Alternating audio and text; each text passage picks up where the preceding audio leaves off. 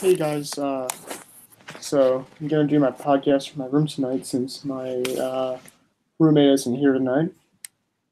Tonight the uh, Astros host the Red Sox in Game 5 of the American League Championship Series, and yeah, it's pretty exciting because the Red Sox are up 3-1 in the series, so Red Sox can clinch the World Series tonight, or clinch going to the World Series tonight. While the Astros are hoping to have a comeback. The starters are really crazy tonight, as it's Justin Verlander, man who was literally dealt 2 seconds before the waiver deadline last year and has been like the difference maker in the Astros win the World Series last year. And without him, they probably wouldn't even make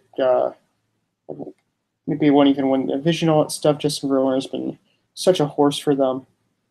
And he's a great behind your back postseason pitcher and very good in October. Meanwhile, he's facing David Price, who has not won a single game in postseason, as 0-9. So, yeah, pretty mismatched start, but yeah, that's what Game 5 is like. He's about to start, but I woke up a bit late, so I'm gonna scorecard. Or do some scorecarding for now. So, since no one's watching just yet, I'm gonna just do a scorecard. You guys have to start in like 2 minutes anyway.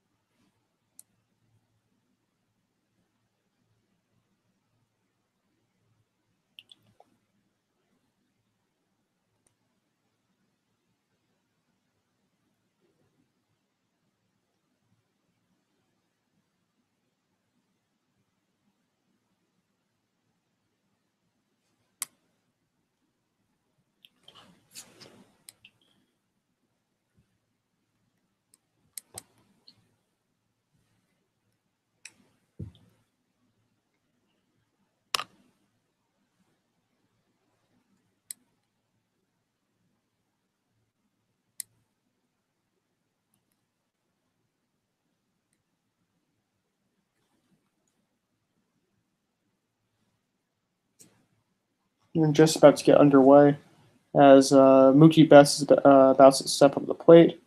Here he is. And here comes the first pitch.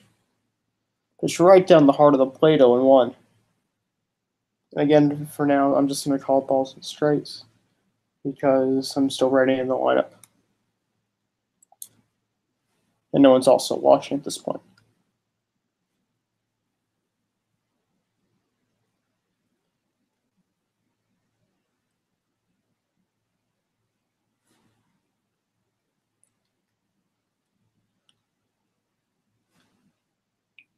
That ball is popped up right to Bregman in, I believe, in foul territory. Yep, foul territory, and there's one away. So Verlander off to a good start, even though it is incredibly early.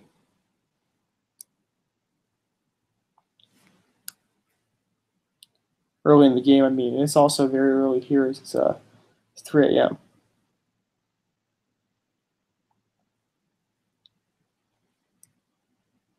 Here's Andrew Benintendi.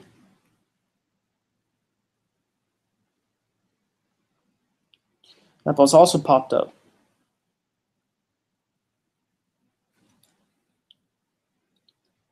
This time to right fielder towards Springer, and he makes the play, 2 away.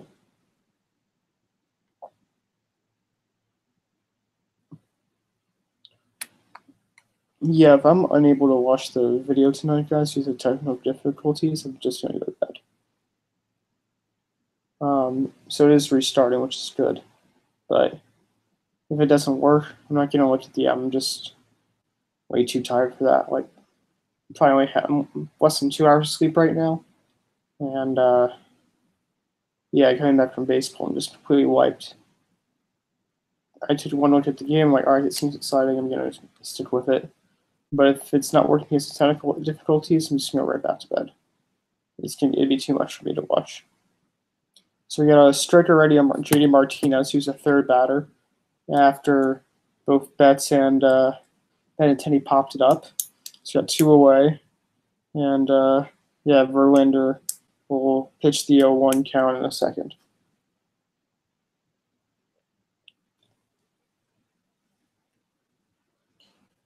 And there's a fastball down the outside corner, 0-2. If I don't say as enthusiastic, I'm trying to, since I'm doing this podcast in my room, I'm trying to be a little bit more quiet. And also, I don't want my voice a little bit hoarse. So, yeah, that's the reason why I've been more laid back tonight. Curveball just missed outside, 1-2.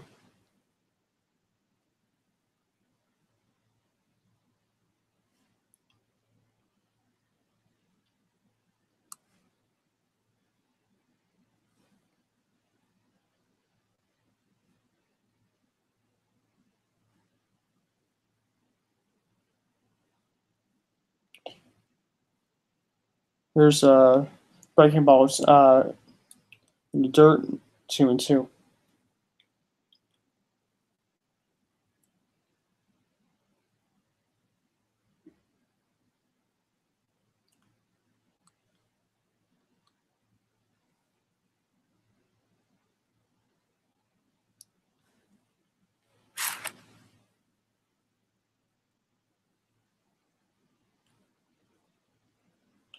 And there's, I believe, a slider that just missed the outside corner. Now it's a full count.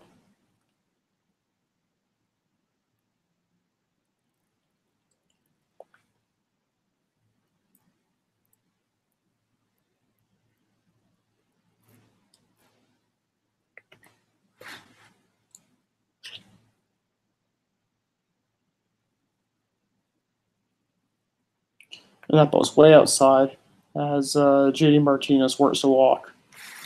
As he worked back from a 1-2 count, I think an 0-2 count, actually. So good at bat for him, and that's one of the reasons why he's going to have a top 5 American League MVP finisher and why he's so good.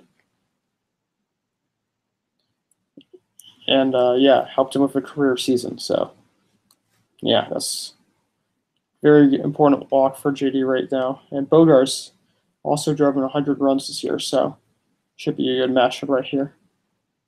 That ball's in the dirt, 1-0.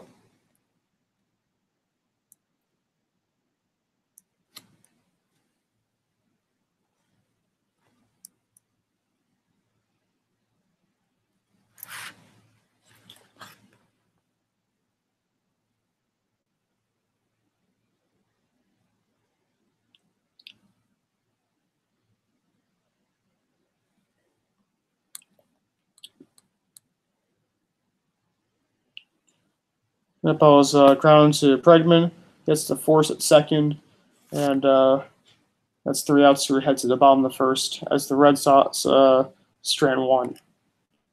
Let me put on some music. Actually, since no one's watching, I'm just gonna do that in a little bit. Fill my scorecard.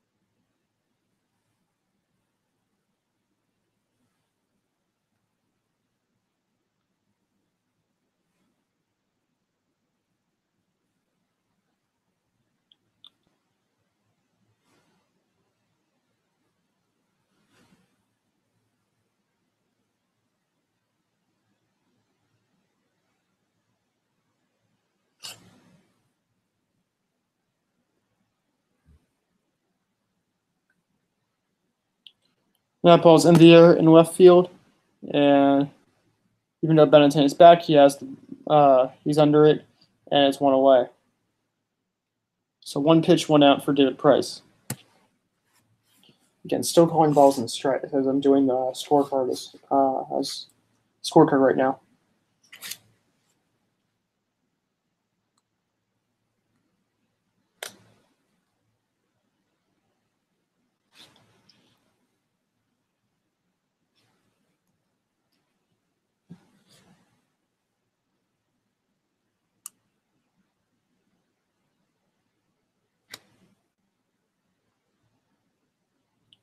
That ball is low. It's 1-0 count to George Springer, who's very good in the playoffs.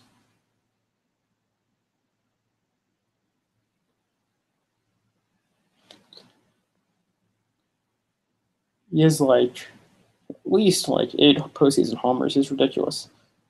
That ball's fouled off 1-1.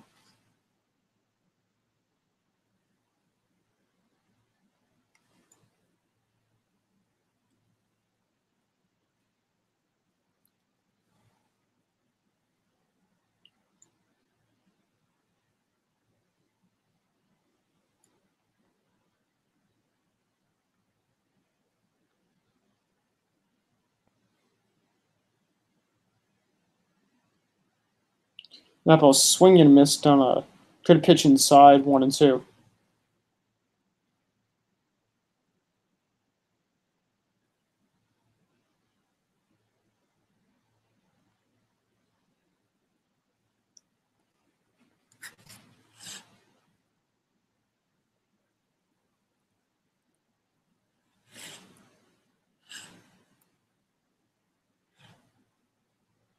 That ball's in the dirt 2-2. It's a breaking ball that missed low.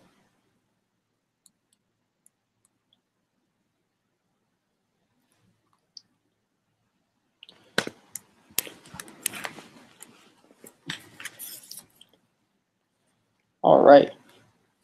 Finished with the scorecard. We're finished like setting it up, so now I can be more tuned to this game.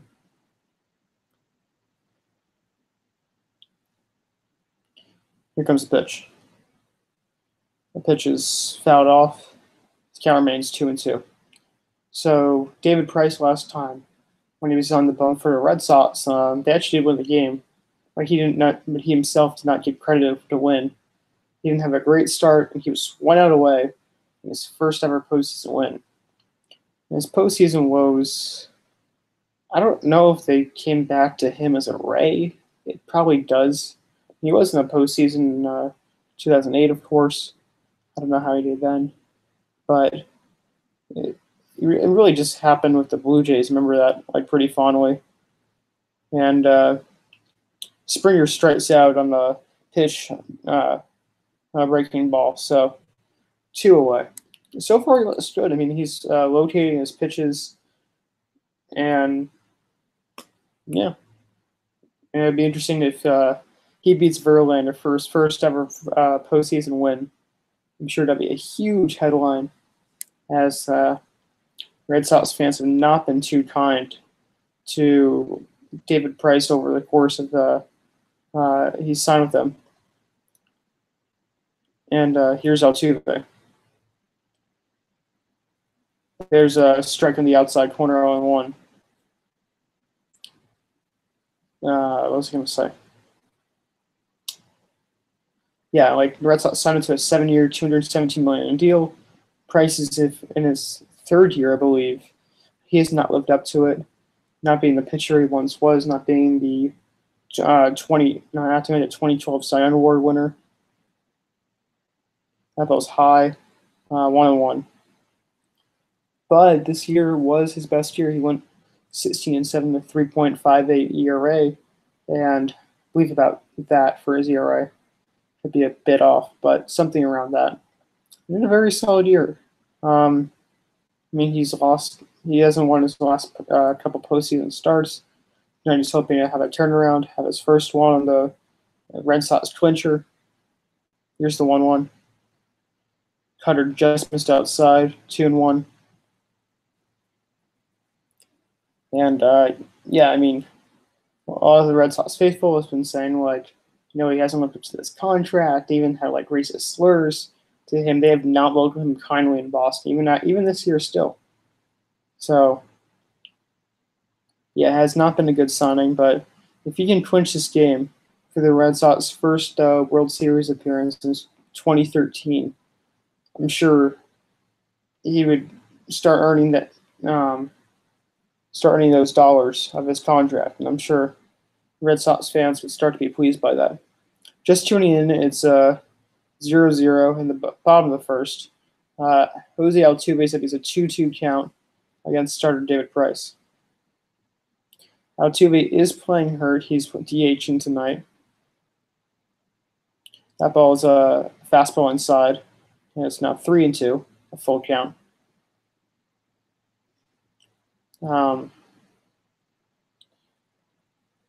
Yeah, Altuve is playing hurt. He had a double the other day. When he slid, he re-aggravated his knee, which has been bothering him the whole series. He actually has been playing hurt since right before the playoffs. And because of re-aggravating his knee, he's not playing the field. But he has been hitting all right, acting like Altuve. And that ball is signaled to center field. So, like I said, Altuve still gets all those hits. Still has good speed on the bases. But yeah, he doesn't. Manager AJ Hinch is rightly to believe that it may not be the best idea to have him start in the field, but still have him in the lineup, of course. So we got 1 on, 2 out with Carlos Correa, who's now batting fourth. And you would, if you heard Correa's Brandon, think, well, fourth is not too weird for him, and that's of course true. This year he's been a bit down. Didn't have a good, great season. Had his worst season actually. He's injured for a lot of the year. However, yesterday went 3 for 4 with like a double and a homer. He's starting to get hot at the right time, and now they moved him up at fourth in the order. And there's a fastball right down the pipe. That ball gets away from catcher Christian Vasquez, but he gets stepped in time before the runner goes to second. So 0-1 count to Carlos Correa. Correa is still one of the best shortstops in the league. I'm sure next year he's going to have another monster year.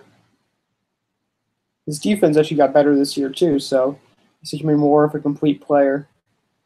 Hopefully he does steal. He could really still be a 2020 player.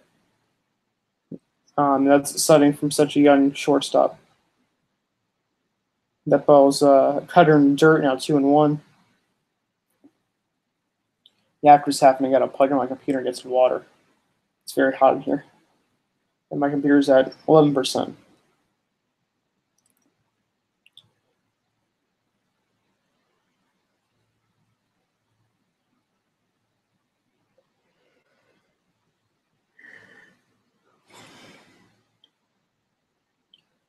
There's a fastball in the outside corner, 1-2.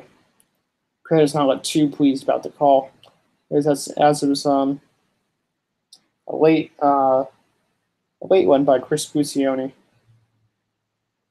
Speaking about umpires, yesterday, the umpire team made a controversial call as Mookie Betts leaped into the stands to try to catch the ball, but a fan interfered, and they said upon review that he would have caught it. The team didn't out. And that's actually Jose Altuve, and it was from a homer to an out. He was really, of course, annoyed by that. Altuve, that is. That ball's low is now 2-2. However, people have argued that because of baseball's rule that once the ball is in the stands, it's fair game for the fans, then then should not be an out and would not be deemed interference. But he did deem it interference, and it was in the stands, and it was fair game for a fan.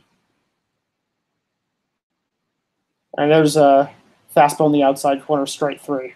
So Price is out the first inning as the Astros trying to run her on. However, just to end the story on Betts, yeah, he thinks he made the catch 100%. He said that to MLB. However, that shows MLB's instant replay crew needs to do a better job because should have been an out, or should have been a home run no matter what, just not because of how Betts did, because it's literally in the stands and it's a fair game.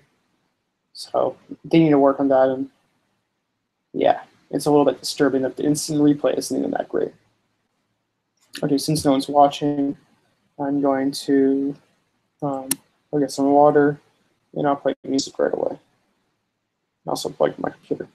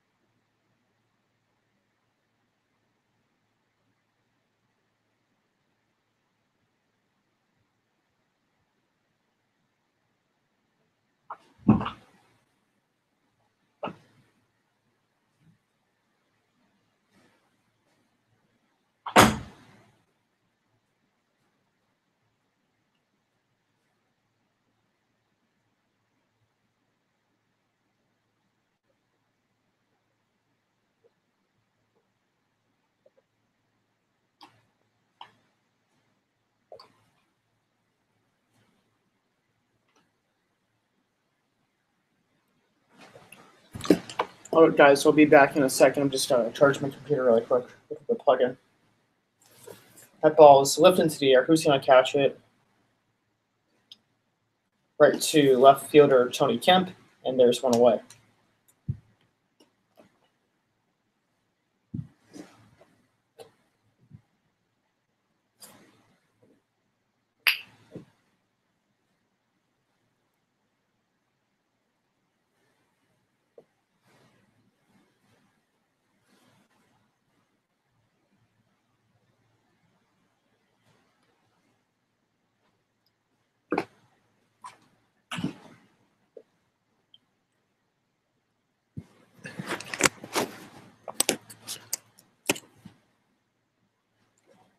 There's a strike in the outside corner, 0-1.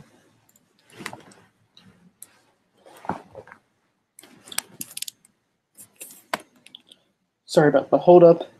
To get some water. It is incredibly hot out here. I think I'm going to take my shirt off after this happening. Ooh, nice fastball. It was a fastball puffed about that who's up? Ian Kinsler spun through, my bad. Ian Kinsler. So 0-2 count on him. And Verlander does 0-2. Did he go? Did not go on the breaking ball, so it counts 1-2. So both pitchers pretty evenly matched so far. Both of them allowed a base runner, and both of them gone through the first inning.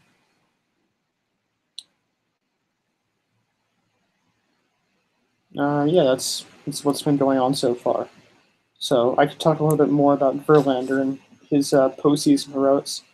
That was kind of hard to. Bregman scoops it up, throws to first. Oh, wow. And he's going to be safe. So right as the announcer was saying that he's been great all postseason, he throws the ball high and off the bag. And, the first baseman, Yuli Gurriel, catches it, tries to tie the runner, but as he does so, the ball pops out of his glove. He would have actually been out if he held onto the ball, But yeah, when he tagged Kinsler, the ball rolled out. Actually, he might be out still. As the ball, I wonder if they'll try to challenge it. I don't think he tagged him first and then the ball got out. But nope, they're not. They're not challenging it. Notice how this Braden's first error postseason, the first error ever in the postseason. I'm not sure, but now there's one on and one away. Verlander's pretty good at getting out situations, so it'll be a good matchup between him and Devers. And Devers has good power, and he can get some clutch hits as well. So this will be a good matchup.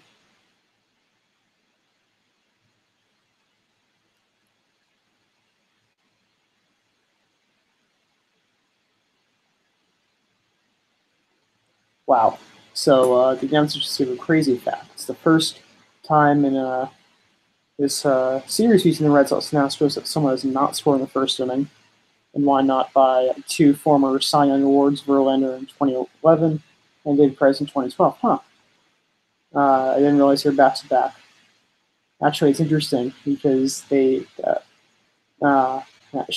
won in 2013, and all three pitchers were teammates at one point, and it was pretty crazy to have three pitchers who all won the Cy Young on the same team. And Tigers still could not manage the World Series championship. That was a great Tigers team, but it was sad it didn't go so far. And that ball's pop foul and will stay foul. So they're going to stands. So count remains 0-2 in Rafael Devers. So let me talk a bit more about Verlander. And so I mentioned earlier about how Verlander was literally traded about 2 seconds before the waiver wire trade line deadline ended. And again, the waiver wire trade deadline is past the regular trade deadline. That ball is in the air, and on the run is Tony Kemp, but makes a jumping catch. He didn't have to jump, but he makes the catch. Maybe he didn't realize how close he was to the wall, but regardless, he makes the play. Good stroke by Devers. Tony Kemp's a good outfitter, though. So I wouldn't say necessarily Robson's the hit, but yeah, I don't think he robbed him of the hit per se, but it was a good stroke. And Devers made it look a bit hard. Kemp made the out look a bit harder than it was since he didn't realize how close he was to the wall. Anyway, there is two away. As Christian Vasquez, the catcher, steps up to the plate. Anyway, as I was saying about Verlander, there's a slider Dunston for a strike on one. So, and the waiver wire deal.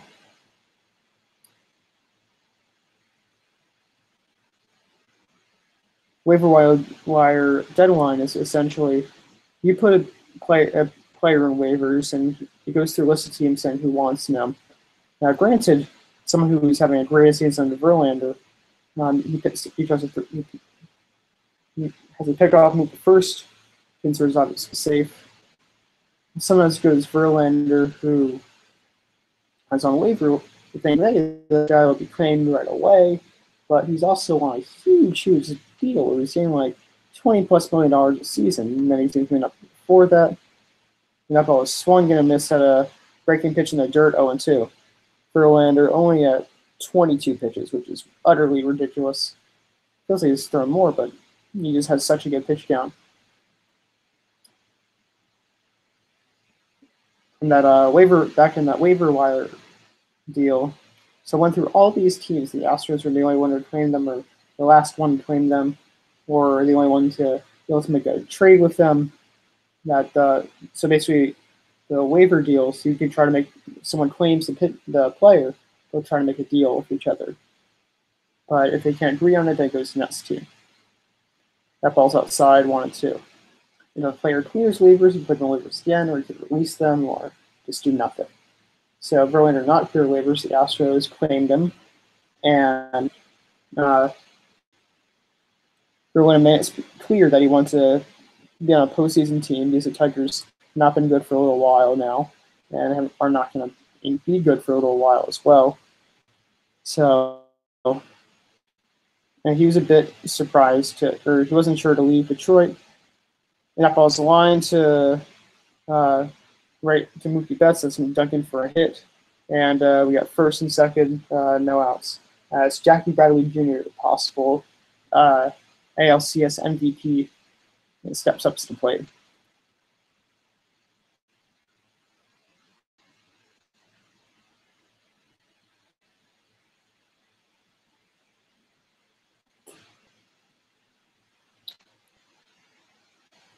More on that waiver wire deal. So Verlander was decided between whether or not to, set the trade because he had a no trade clause. I don't know if it was in the part of the huge contract that he got. There's a fastball outside Waternoda Bradley, or if there's also a 10-5 clause which that states keeping a team on a team for 10. If you play 10 years in the majors and 5 years in the same team, you have a no trade clause when a team is attempting to trade you. There's a curveball that misses high 2-0. And I was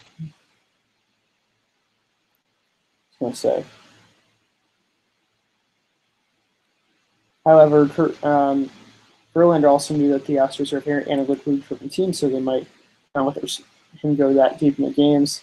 He was not for that, but he had a change of heart. He wanted to go to the postseason. He said, all right, and he got traded. And there actually was a PA announcement that delayed the trade, and it literally happened like 2 seconds before. And all Verlander do was go 5-0, and his last starts before regular season ended when he was with the Astros. That ball's high is now 3-0 to Bradley Jr. So Verlander's lost his control a bit, and after that 5-0 outing, he pitched very well in the playoffs. When he was named ALCS MVP last year, there's a fastball down the heart of the plate, 3-1. I'm talking about Dustin Verlander and his time with the Astros last year and how he got there. If you're just tuning in, it's a 3-1 count to Jackie Bradley Jr. as we have first and second and 2 outs. No one has scored. Verlander, as I was saying, won ALCS MVP.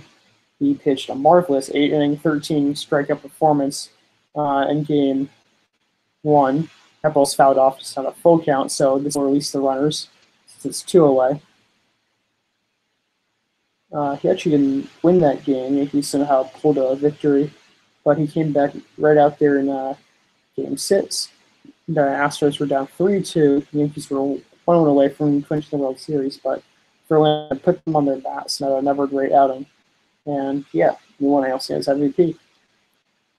Then he pitched pretty well in the World Series as well. Did he go? And he did not. Verlander eagerly pointed down first base on the check swing, but he did not get the call. And he was pretty pissed as bases loaded.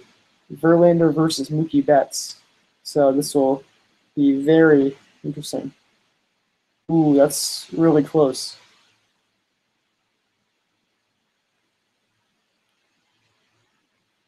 He may have swung on that. It's like he stopped it, but then the top of his bat kept going.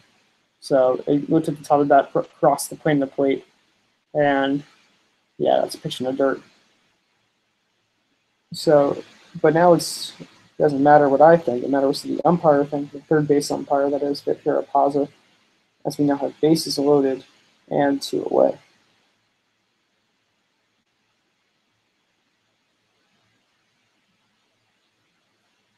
And Verlander this year has put up some amazing numbers, striking out 280 batters, being the ace of Astros staff, helping get them to the World Series. Here's a fastball down the heart of the plate, 0-1. Surprised because Betts is usually a good first pitch hitter. That was a cookie, as they say, or a meatball. Basically a fat pitch right down the middle, a good hittable pitch. And Betts did not pull the trigger. So, good start for Verlander on this battle of Betts. And there's a curveball misses high, 1-1. Verlander, who was on pace for a Hall of Fame career before he was struggling with the Tigers, he had lost his velocity and was just a bit of a different pitcher. And yeah, I mean, that's how he won his Cy Young and MVP in 2011. He was one of the best Tigers pitchers ever. That ball's fouled back, and now it's 1-2. So Verlander one strike away from getting out of this jam. It's a big jam with the probable MVP of the American League and possibly the best player in baseball this year. Not the best player in baseball right now because Trout, in my opinion, still holds that distinction, and most people would agree. So yeah, Verlander was his Hall of Fame legacy was in jeopardy since he had a couple of years of struggling, but 2017 was already starting to wrap around. In 2016 too, he nearly lost the Cy Young to Rick Porcello. He started from like 2013 to 2015. In 2016, he should have won the Cy Young that year. Literally had more first place votes than Porcello. Didn't have enough votes, and he struck out bets on a high fastball. Wow, he gets out of that jam. And Verlander coming up clutch as the Red Sox do not score. And we head to the bottom of the second inning. More on Verlander and this game when we get back.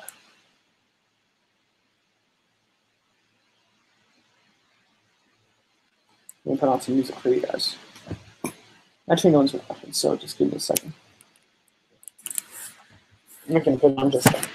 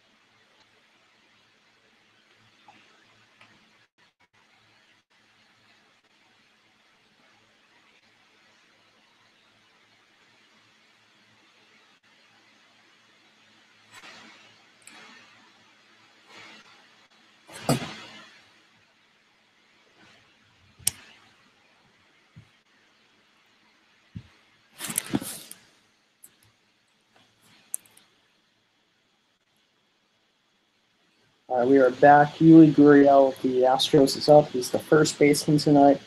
Price steals. That cutter's low, and it's 1-0 counts Gurriel. So I'm trying to think. I wrapped up on Verlander, and I think for now, yes, I have wrapped up on him. There's another. I think this time was a slider. Sorry, changeup. That was a low.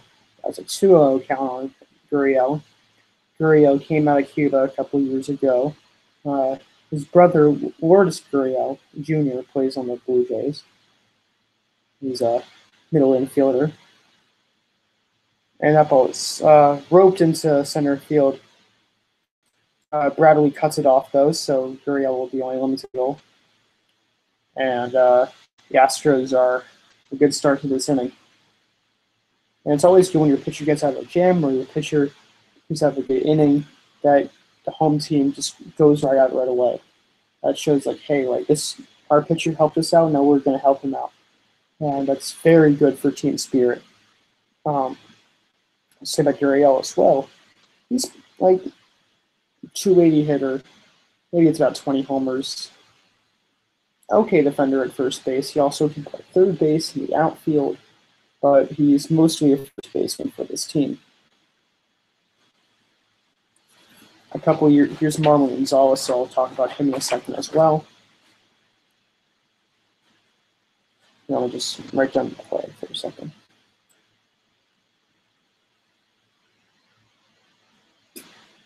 And here's the yellow count. And he rips the one foul, 0-1.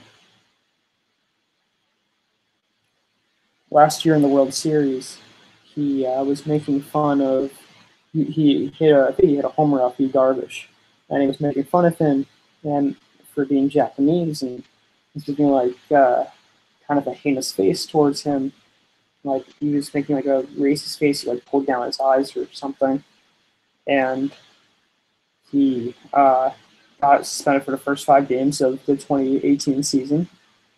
But it could have been a lot worse. Darvish like says, "Okay, accept your apology," all that stuff.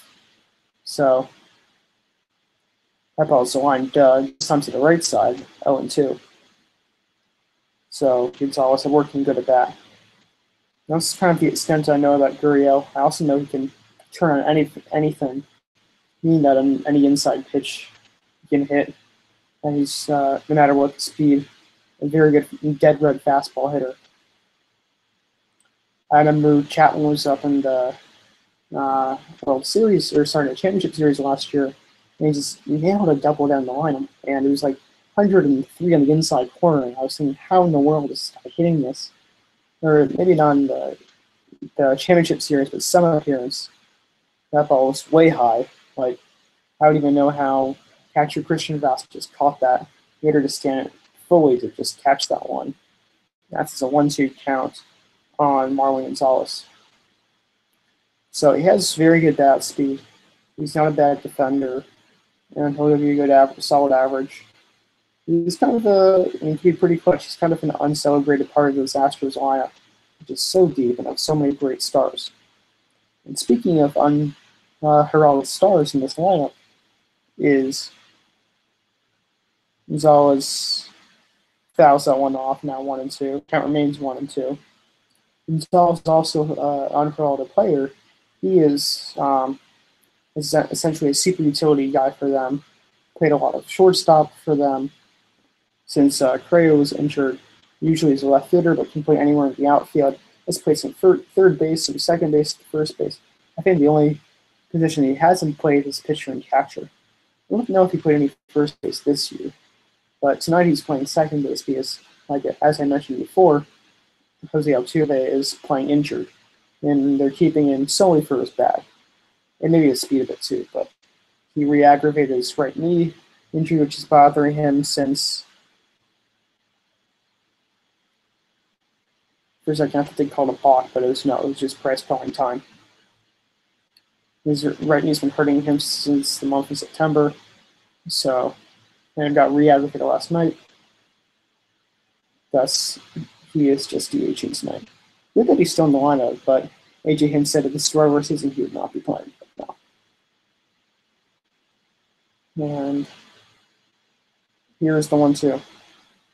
And Gonzalez has not run off, so having a good at bat against David Price, as that was his 26th pitch. So his pitch count's still good, but he is starting to creep up there. The Astros have had some good at bats against him. However, Gonzalez last year really broke out. This guy is as I mentioned, super utility player. He had like over 20 homers, batted .300, great defensive at almost all his positions that he played. This year, he's definitely a bit down. Maybe fell in some bad luck. His batted balls in play was a bit down. but he's still very useful to this Astros team if you go out with him. And that's a long run for Betts, but he will get there, miss the catch, and there's one away.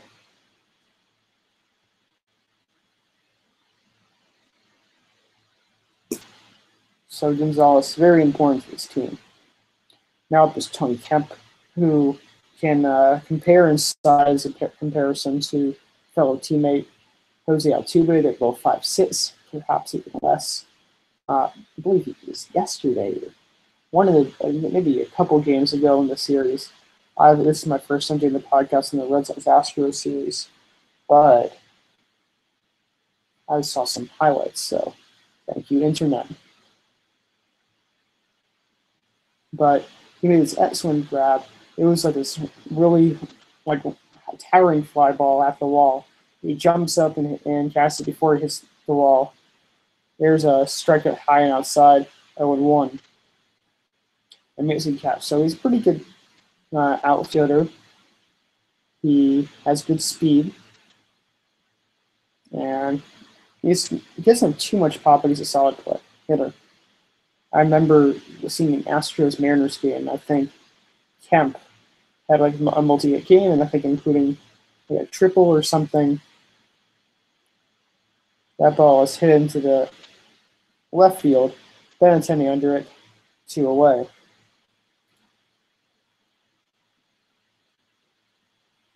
Yeah, that's all the info I have on Tony Kemp. He also picked up his teammate. I think he picked up Bregman actually on one of his homers during the series. So he's a strong dude. And I think he means a lot to his clubhouse as well. And the fact that I don't think he would normally be starting for the Astros. Maybe he would be. I'm not entirely sure. But he's batting at DH tonight. Or hitting a DH, I should rather say. That ball's a strike in the inside corner to Martin Maldonado, 0-1.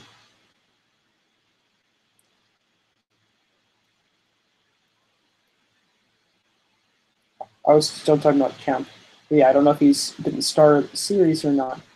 One guy has not been a starter except his first postseason start of the season is Jake Marisnick, who is a defensive first outfielder. That ball is in the dirt. I believe a fastball in the dirt. And the count's now 1-1. Jake Marisnick is a really, really great center fielder, really great outhitter. Has a ton of range. He is usually brought in as a defensive replacement during the regular season. He's not really the best hitter. He's got like 210 or so, if that. But man, can you play out? Has a great arm, great range, great speed. So I believe that actually maybe Kemp has started, but I'm sure the fact that Altuve's hitting a DH tonight has affected him or allowed him to play center field. So good for Marisnick. Up at the plate now is Martin Maldonado, and he's also a defensive first player. He's a catcher. Red Sox got him from, I believe, the Angels during the, I believe it was a trade deadline. Here comes the 1-1. That's cutter swing and miss. It's now, sorry, that's a changeup. My bad. I should have looked at velo for that. But anyway, 1-2 count on Martin Maldonado. Very good catcher, frames really well, throws out about 43% of the runners, holds a very good game. He defensively has not been great this series, especially last game. He had like pass ball, allow a pitch, and did not do too well. But yeah, he also threw out someone yesterday too. So he's actually been a very big help, a very underrated player for the Astros up into their postseason run. Even in the postseason as well. I've not seen the Astros play too much in the series. But yeah, very good signing for them. The catcher before them was McCann, who don't believe is on the roster, even though he didn't have an awful season. But I don't think he's not really a great defender anymore. Gaddis can't really defend either. So And catching a game is so important. So important to have a really good guy behind the plate, especially to stop the running game. And I'm sure that helps against the Red Sox as well, as they're the third fastest team in the American League, behind I think the Indians and the Rays. Yeah, I think that's what it is. So it's always great to have someone behind the plate who just can throw out runners like that and follow your game and all that stuff. Just be a good catcher all around, defensively, that is. That ball's fouled off. Count remains 2-2. I want to see Maldonado was on some other teams as well. He definitely was, besides the Angels and the Astros. I'm trying to think. I think he played on a National League team. Maybe he was on the Brewers. Yeah, the Brewers. Great check. Yeah, his postseason stats are atrocious. 118, 1 homer, 1 RBI, 520 OPS. And yes, he was on the Brewers before he went to Houston, and then he got traded to the Astros. And he gets called strikes on the inside corner, and the Astros are retired as we head to the top of the third. Put on some music in a second. I just got to exit out of this. Let's see it froze.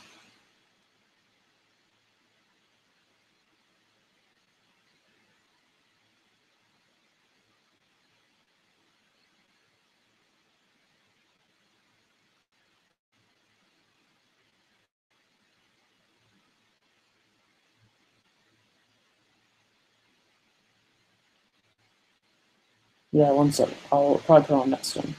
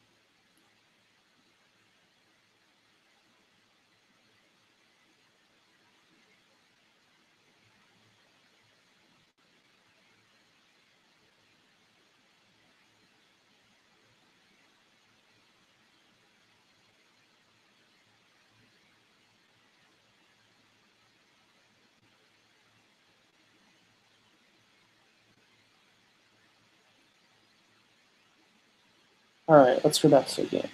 I was kind of messaging some friends for a second and texting my dad. Missed a little bit as his app was cut out. So don't worry, I'm not complete slack. I had reason for I was texting my friends in the middle of the podcast. Right now it's a 1-1 count. There's a called fastball at the top of the zone and then a curveball that missed high. So 1-1 count to Benintendi. He just swung at missed a high fastball, so now 1-2.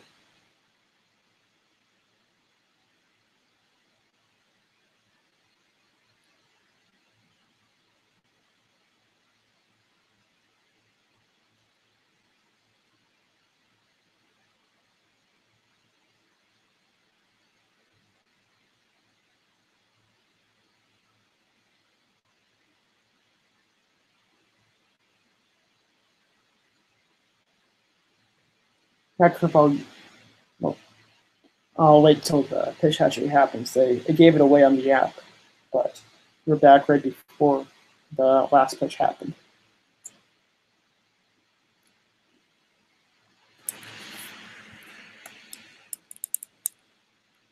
Woo! And there's a curveball dunks in the outside corner for strike 3. I wanted to wait and make that call. I want to see how nasty that curveball was. And I'm happy that I waited. That was a good one. Yeah, Verlander has fastball, slider, curveball. I don't think he has a changeup. I think he is a 3-pitch pitcher. So, yeah. So in the postseason, Red Sox on the road are 4-0, called the Road Warriors. They've scored an average 9 runs a game, which is ridiculous. But they are not able to score against Verlander. And so far tonight, that ball's fouled off. JD Martinez looking to change that. Is he the only person with a full name on the back? He has his full name, not just Martinez on there, but he has JD as well on the back of his jersey. I've not noticed that. I don't think the other players have that. They don't. That's really interesting. Maybe it's so small that they can do that, but that's just really weird. Okay. Never noticed that. There's a slider in the outside corner. That one's here. I was going to say maybe he does have a changeup because there's only 89, but his slider really is that fast. Verlander, as I mentioned, who did have some velocity troubles, somehow regained in 2016 and harnessed up the Astros in 2017 and really developed his slider as well. Redeveloped his slider, rather. So now his curveball, which was so good in the past, is now his third best offering. Still good. Where was that? That was a slider on the outside corner, and they didn't call it. So very weird. It really looked like that pitch was perfect. Be a little low, it seemed like. Maldonado's glove went a little bit down, but he framed it. It seemed like he framed it a bit low. Framed it pretty well. All right. Here's the 1-2. Whoa, and he makes him pay. The hanging slider over the left field fence, and it's 1-0 Red Sox. Wow, that pitch should have been strike 3. But, yeah, Martinez gets the homer. Jeez. His second homer of the postseason, first of the championship series, and the Red Sox take a 1-0 lead. That's insane. Jeez. That really would have been strike 3. It should have been. That was a perfect dotted pitch on the outside corner. Verlander goes to the slider again. It does not work. Paints that one high and tight, and Martinez just ropes that one. Yeah, that got out in a hurry. Red Sox take a 1-0 lead, and that might, and they might be all the runs to get off Verlander. There's a fastball right down the pipe on 1. And again, Price isn't the best postseason performer, so let's see if the Astros can help their pitcher. But hey, great job by Martinez to get the pitch on the board. And smart for him to look slider. I mean, he almost got called out one. He was probably looking slider and got a hanger. Bogarts lifts that one high in the air, but this time it's going to be right to Tony Kemp, and it's 2 away.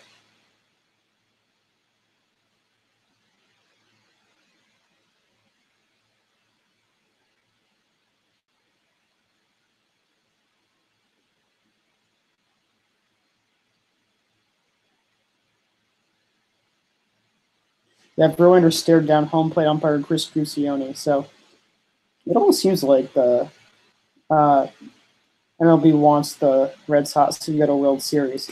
They play yesterday against Betts, which I totally wholeheartedly agree with, that they should have had the homer. Actually, would have been a go-ahead homer for the Astros. It would have been a 2-run homer for Altuve as well. They just called an out to the fan interference. I disagree about the fan interference since that was in the stands and it was fair game. That's a fastball down the outside corner on 1. And now the umpires can give Verlander strike 3, and JD Martinez hits a solo shot. It's not that the Red Sox have been great in the series. And Morgan beats the ship just over the reach of second baseman Gonzalez, as we have 1 on with 2 away.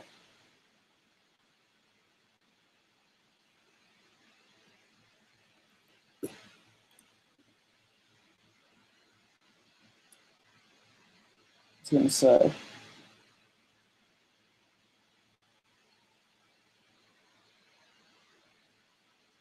Yeah, I mean, I don't think baseball would do that, but it does seem like a lot of these calls have been turned over. Not that the Red Sox have been playing well. Yesterday, I mean, they were within like feet, not even with inches of tying this up the game yesterday, maybe even winning. And that's well as wow, that Bregman had to backhand that nearly on the line. Throws a one hopper. Gurriel picks him up this time, and wow, great play. But not before the Red Sox strain one, and also had score, and to open up the scoring in this game with the JD Martinez homer. And we had to the bottom of the third inning.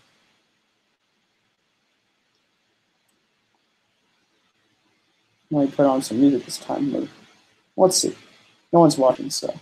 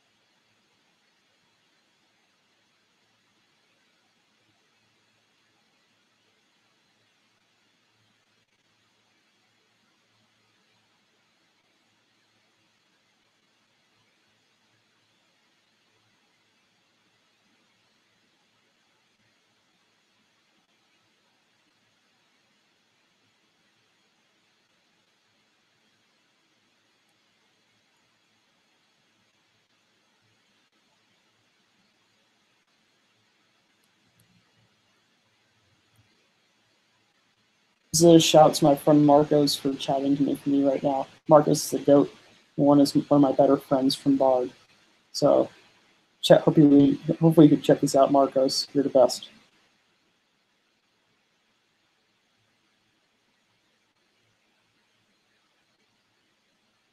All right, let me go back to the game.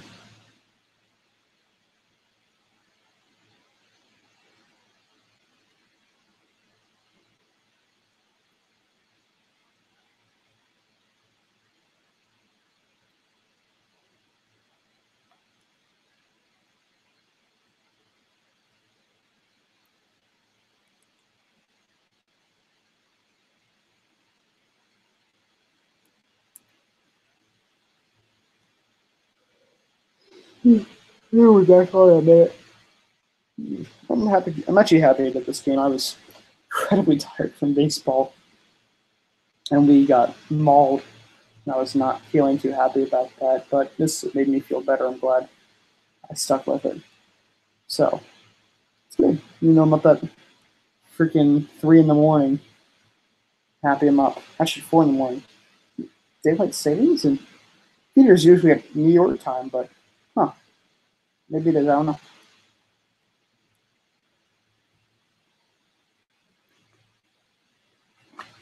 Yeah, that was a great defensive play by Bregman, who backhanded the ball nearly in the line, throws the perfect one hopper.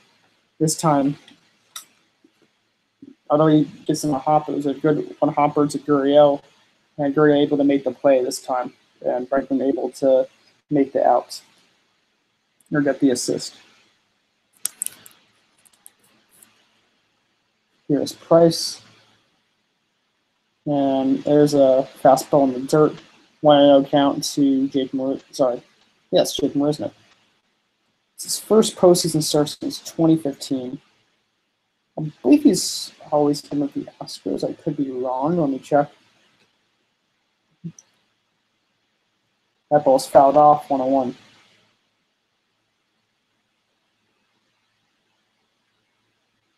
Yeah, manager AJ Hinch would love to see some offensive production from Marisnick. He was on the Marlins. Huh. What team he got, what trade he was a part of.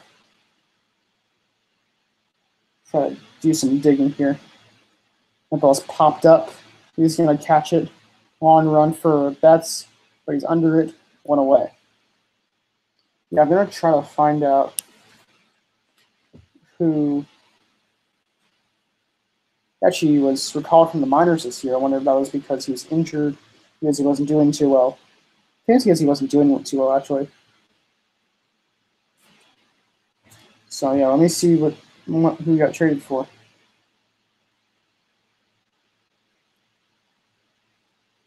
That's what I thought. He was part of the Jared Kosar trade. Huh, Moran was originally on the Marlins, so that's interesting. And Moran's now third baseman for the Pirates. That's an interesting name.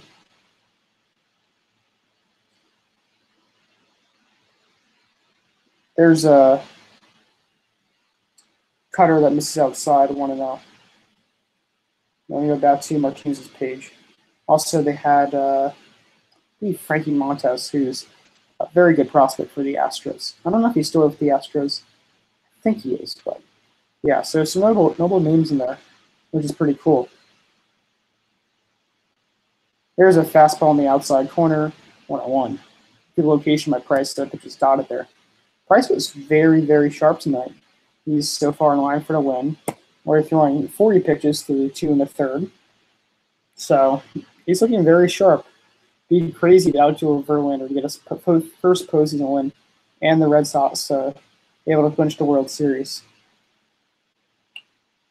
There's a changeup to strike him out. He swings and misses. Yes, it was a sorry, 1-2 count. It looks like I think the announcer said that they struck him out for a second. My bad. Or maybe I just saw it wrong. If you're just tuning in, the Red Sox are up 1-0.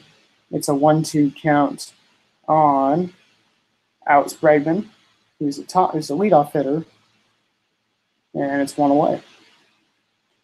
Here comes the 1-2. And a perfect fastball down the inside corner, 2 away. Great pitch by Price, who is really hitting the spots right now and has not had a lot of trouble tonight.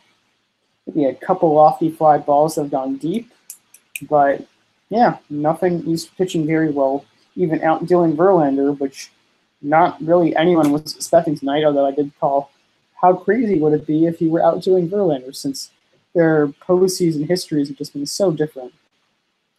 Price, known as something called a choker. You know, he has not done well in the postseason start, or he has had opportunities to do well, but then did poorly, and his team was not able to get a victory from it. That ball's I think a nasty, never nasty changeup. Swung and missed. He's really relying on that changeup. I wonder if that's part of his success in the 2018 season. He's always had he used to throw 97 and have a pretty good slider. I think that was his bread and butter, the fastball slider combination. He threw like 97, 98, perhaps even 99. I think he threw 99 once. There's another changeup fouled off. But now he has a lost velocity, and that was a bit part of his demise. But that was also happening before the Red Sox. He was still a dominant pitcher. However, he is now he's still can throw about 94, and he has that in his back pocket, but he also knows that it isn't too fast. It's usually between 92 and 94 miles per hour. So he mostly goes with his cutter and I think a slider as well.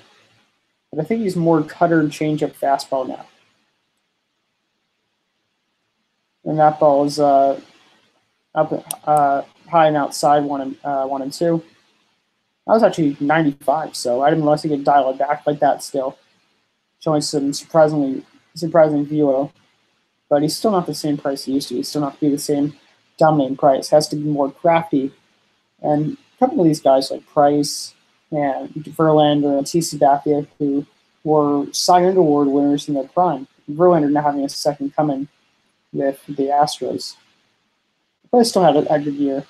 That ball was fouled off. It's now count remains 1 and 2 on George Springer. But all these guys had to reinvent themselves because they lost their speed, since they lost so many innings over their career, and they had to find a way to still pitch well and still have a job. So what Verlander did is, Verlander is the only one out of them to get his velocity back. And he made his slider so much more of a dirtier pitch as he worked with the Astros analytic team. And that ball was grounded to Bogarts, throws to first, beats out the hustling Springer, and that's the first 1-2-3 inning from David Price as we head to the top of the fourth. More on like Verlander and CC and Price in the top of the fourth. I'll put on some music for you guys.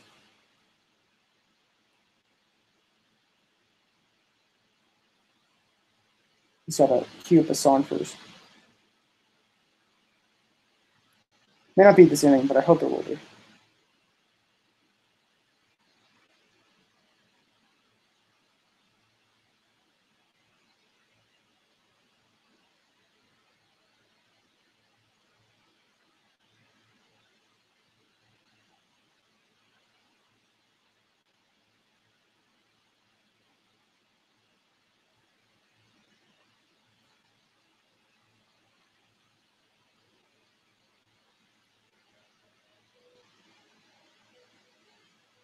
Should be loud enough to hear.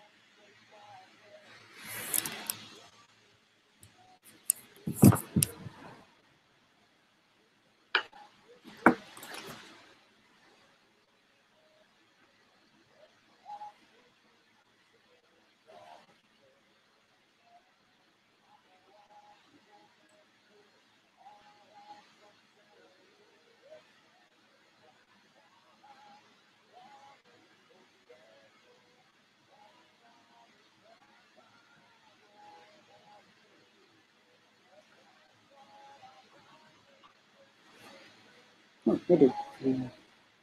I can move this to the balcony if we're going to go to bed soon.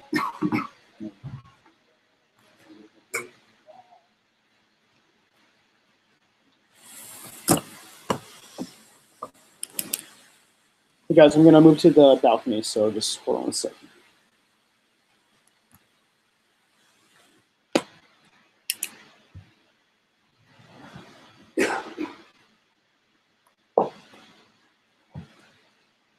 Where'd you go out to?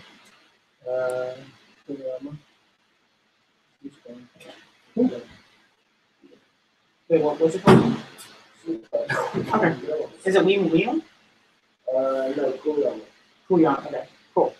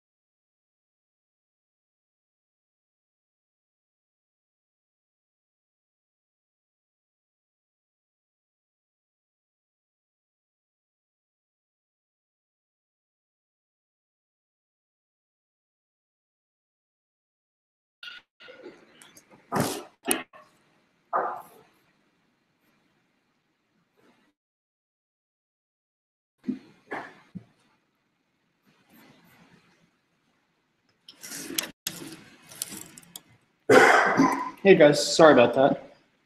That ball's fouled off. It's now 0-2 count on Christian Vasquez.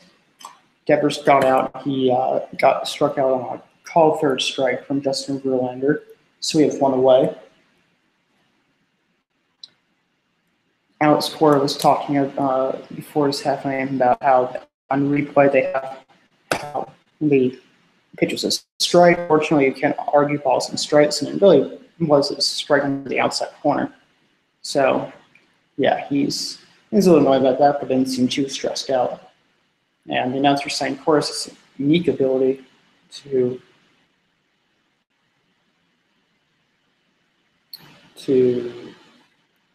understand like what's going on.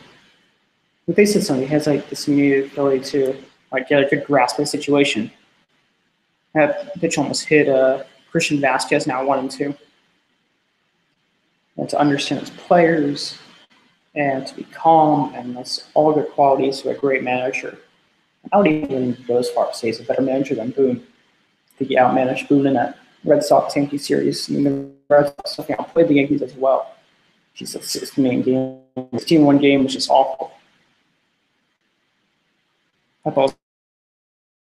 This is now 2-2. This time there was a breaking pitch that missed inside. This slider.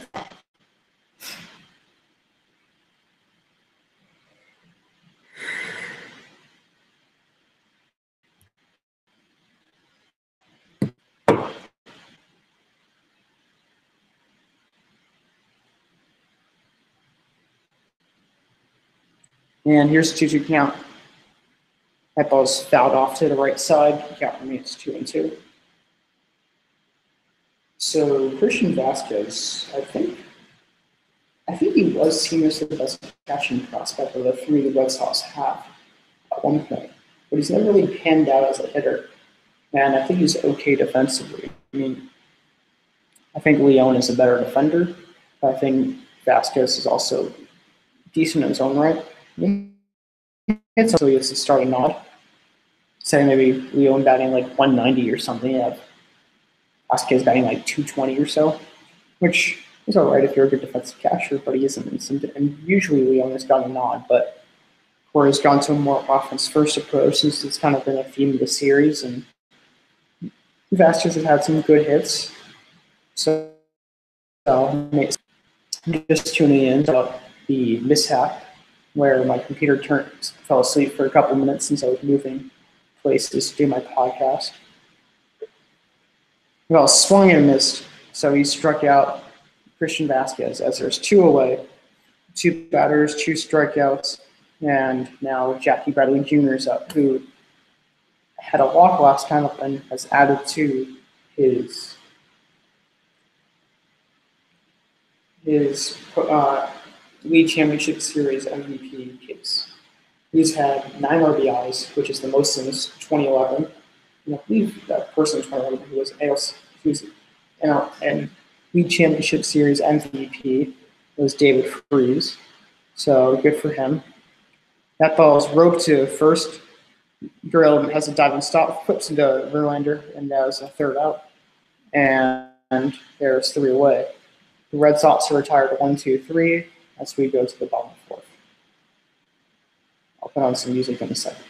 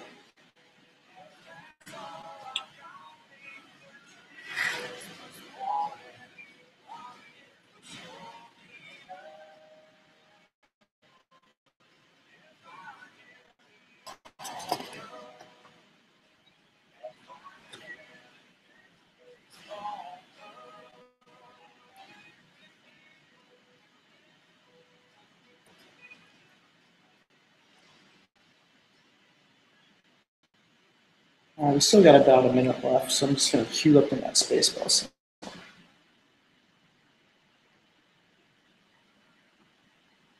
Yeah, it's just loading.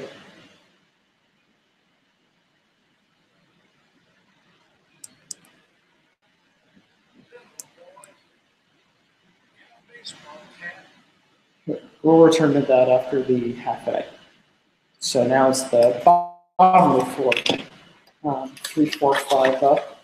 That is Altuve, Correa, Gurriel. Red Sox hoping to tie up this game and take the lead as well. Price is pitching very well, probably the best postseason start bar. And here's the 0 counts Altuve. Fastball miss outside, 1-0. Let's see how well Altuve is batting in the series. He's batting around 300.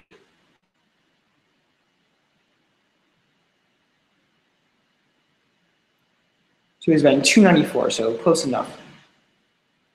There's a fastball on the outside corner, 1-1. Yeah, Bryce is only giving up a couple of singles and a couple deep fly balls too, but he's pitched very well. Having 3 strikeouts in 3 innings, so not too many ground outs, only one ground out. And a lot of pop outs, which isn't that great of a sign. Depends on where a pop start with deep fly balls, and it's not great. He's had a couple of those, but yeah, it hasn't been. He's had a 1, 2, 3 inning last time, and like about half pops have been like not that well hit, and like we got jammed under, and a couple of them hit pretty well. So still a good start. I don't think Price is really a ground ball pitcher per se, although he does have a cutter. And cutter is good for ground balls, but he's more a fly ball pitcher, gives it a good amount of homers. That ball's in the dirt as it counts now 2-2. Yesterday, when the Red Sox won and Benetton made the grab, he's going nuts in the Red Sox bullpen. He was actually warming up a bit to get ready for Game 5 since he hadn't pitched in a while. He's throwing it like a couple of innings during the 8th and 9th inning. And he was like running around, like jumping around as well. That ball's spoiled by Altuve, now 2-2. And he also like kicked a wall as well.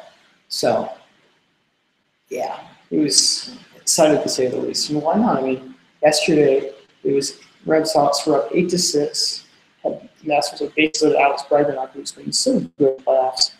And he just hasn't had the best series so far, but he had a line drive to Andrew Benintendi, and he literally caught this ball like it was a dying line drive, and he made a diving catch to win the game. So yeah, that's a dream. That ball was foul tipped, and there was one away. 4th strikeout of the night.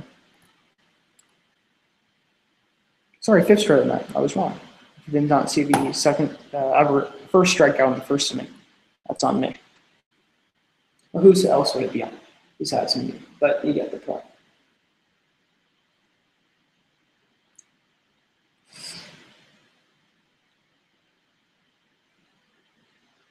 But he actually uses fastball a good amount.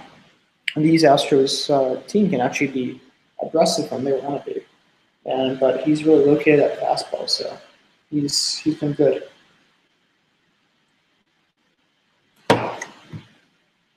And that ball is a changeup, swung and missed, and it's now 0-1 to Carlos Correa. Last about he struck out on a called third strike.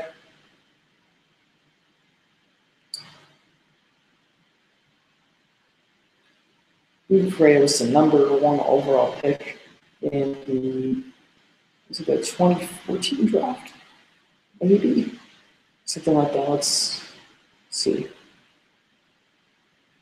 That ball swung and missed. I think it'll never change up. Be interesting to see if he goes to a fastball here, change guy levels and go high. I'm trying to scroll through Correa's player page and see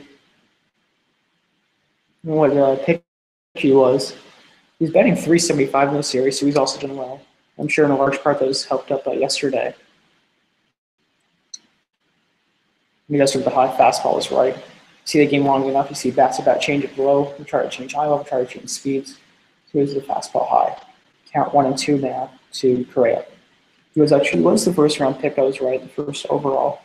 But this was in 2012. His high school was the Puerto Rico Baseball Academy. Didn't realize they had a high school like that. I know they had academies in different Latino countries. That ball as low is now 2-2. Fastball missed down. But they usually get these academies since players are 12 years old. I know this since I went to the DR and I learned a bit more about it. And they're really good ones only learn economics and a bit of English. But they basically these academies where they stop their education and just play baseball. And as much as that sounds like the life, it's also just really bad education-wise, and these guys are just unprepared in the modern world, which is pretty upsetting. And if they do make it, then they'll be a bit more prepared. But as many good players that are produced in these Latin countries are also, and most of them will a small amount of education that they will not take with them. I don't know how it is in Puerto Rico, but I know in the DR is basically baseball player or bust if you're if your father, which is not bad, but with a lot of families being very poor, even dirt poor, they would want them to become baseball players to help them. And he straights him out on changeup. That changeup's been so filthy tonight. He throws it very low and it's just dying. I mean, he is just targeting it so well. It's been really good. And is it two-seamer? You must say a two-seamer. Yeah, if you look at right now, they were showing repointing all his strikeouts, and just all of them have. Actually, let's see. He has half of the strikeouts, half of the six, so 3 of them as backwards carries, which shows how dirty he's been, how good he's been on the corners. That ball is fouled back, and it's now 0-1 count. And Gurriel gets a lot of first pitch strikes. Those cases, almost pitches very well tonight. This sort of seen from Price in a lot, which is kind of saying something for me. Fouled back counts now 0-2. I haven't seen Price too much. He's actually some very good starts during the regular season. I think even maybe a shutout, possibly, or a couple of 8-inning outings. But against the Yankees, he just hasn't done so well in a while. So it's been kind of a bit of a turnaround to see him do well. We've seen him pitch in the playoffs as well. He has not been good. So it's kind of I'm cool to see him do well now. As much as I hate the Red Sox, as much as I want him in the World Series, I really want to repeat the Astros-Dodgers last year. And Dodgers could not win. Whoever Astros, Dodgers, or Red Sox, but Dodgers, but because I hate the Red Sox, but it would be exciting. Obviously, want the Dodgers to win at that point, but yeah, I want them to win regardless if they made it to the World Series. I don't know about the Brewers to win, but I don't know what's going to happen. Okay, this app paused, so I'm going to exit out and go back in. Never changes fouled off. It's Captain Winter and 2 to Gurriel.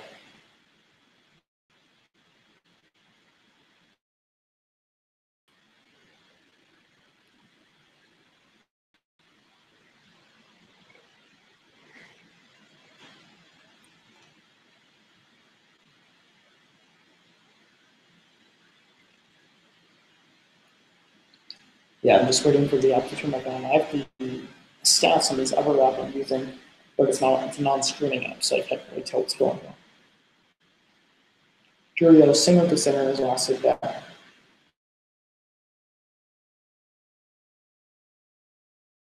Price 2 base runners as well, since Price is not blocked on the batters. So good for him. Yeah, so like I said, it's really cool to see him do well. I mean, it can be interesting if you're just as a baseball fan. I consider myself a Yankee fan, of course, but I think even a bit, maybe Yankee fan first, a baseball fan second. Actually, I don't know about that, but maybe it switched around. It's kind of hard to tell. Yeah, the pitch he fell back. Things he fell hanging, change it back. Let's see. We are 1 pitch behind. Okay. So maybe the foul ball from 4. So I just gave away what happened last time, but yeah. Or what's going to happen next. But yeah, Price pitching again. The Red Sox, Astros, all are working as count a bit. Is 64 pitches in 4 innings. That's about average for an inning. Everyone's fouled off. Count remains 0-2. If Price can get through 6 innings, I'm sure the Red Sox will take that. Maybe they want more. I don't know if they'd be greedy enough for that. If they don't want him to get third time around versus this Astros lineup, really speak. I mean, they are almost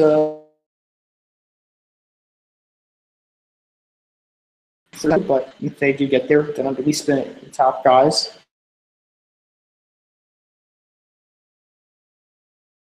I'm too many innings. I think they've blown a lot of relievers the last couple of days.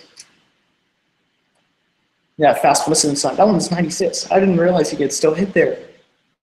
Wow. This is like vintage David Price with the established cutter and changeup, which is insane. His fastball is like pretty hard tonight.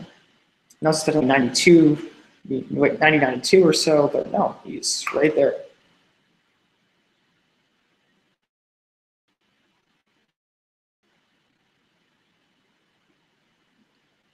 That one just off the outside corner, cutter just missed. This is now count, and will be the 9th pitch of the at bat.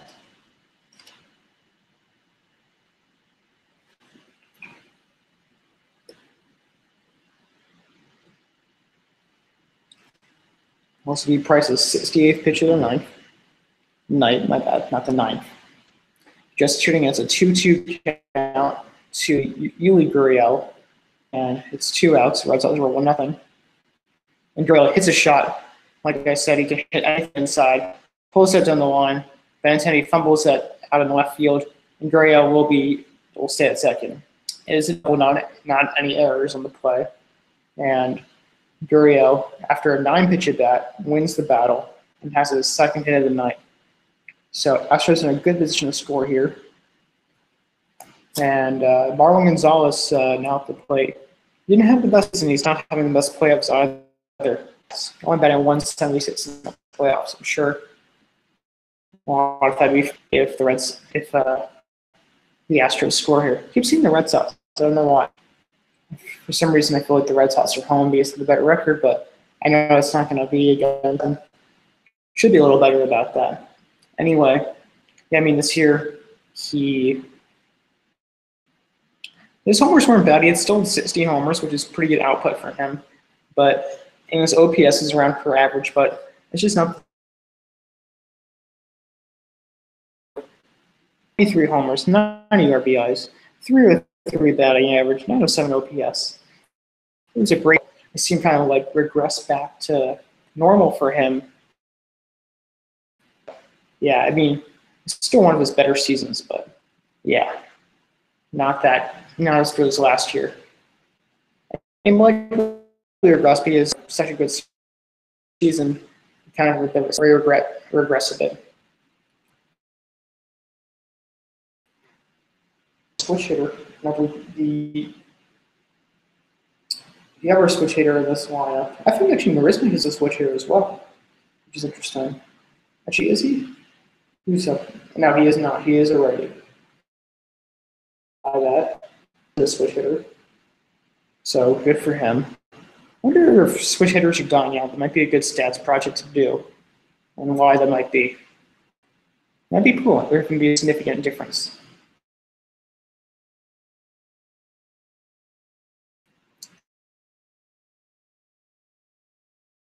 Now,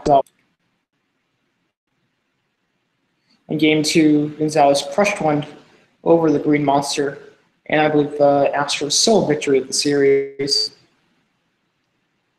It's, I think, out of the park as well.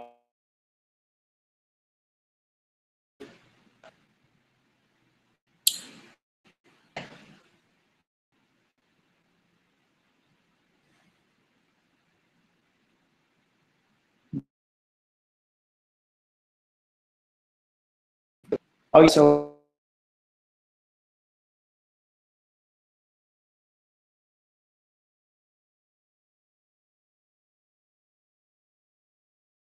I wanted to after the season softballs in the dirt 1-on-1. As you know, I'm pretty good about trying to put myself out there with this podcast, and I'm interested in sports writing and statistics and other baseball related stuff, and want to get my name out there. And I want to do these stats reports, and I want to send to like Bleacher Report and all these other cool sports apps. So yeah, I would really, that's what I'm trying to do in the off season. I'd probably get up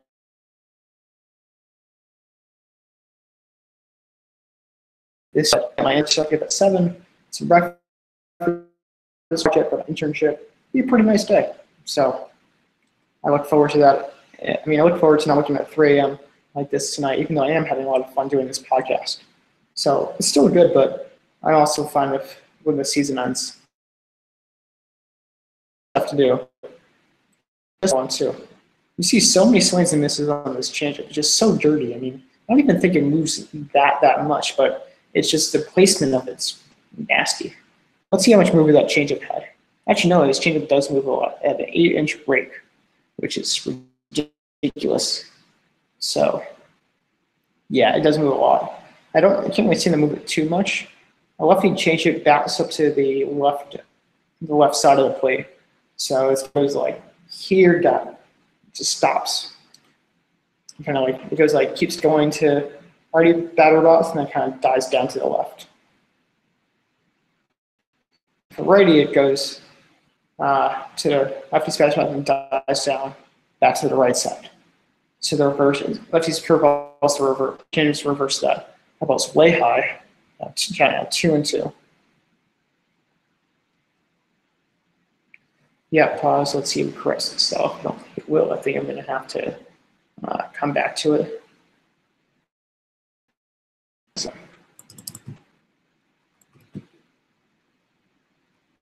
Still able to see what's going on with the upper app I'm using, but it does get annoying when this one app just keeps logging me out or keeps going out. And it's not, I don't even know it's because of Wi-Fi. I think it's just the app's tap back.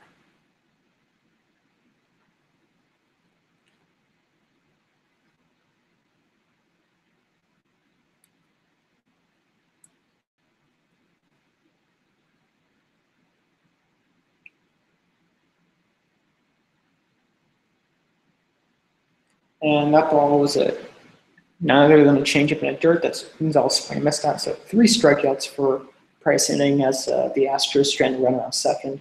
Price is 7K at night on the strikeout, and we head to the top of the 5th. Put on some music for you guys.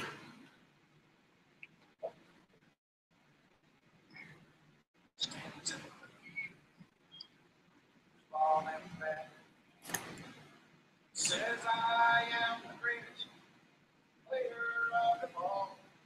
It's bad on the shore. Toss it is up the ball. Ball goes up, ball comes down. It's bad all the world so still. Sound baseball balls. To the ground. Now the little boy doesn't say a word. Picks up his ball. It's on the turn. Says I am the greatest there has ever been. Grade 16. Ball goes up, ball comes down. So still, sound is well falls to the ground.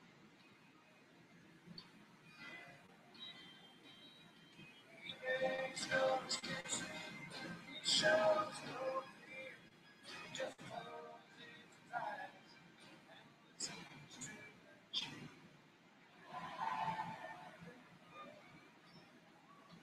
Just some ball stares at him. Says I am the greatest. Game is on the line.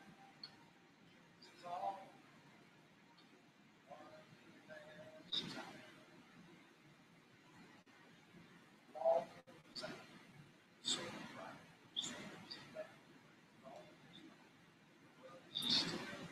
I think the game has background, so let's go to that.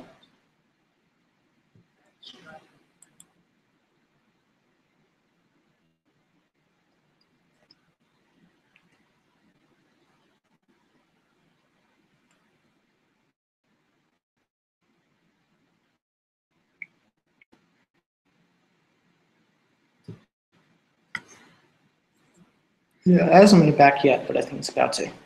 So put the music short for that, my bad.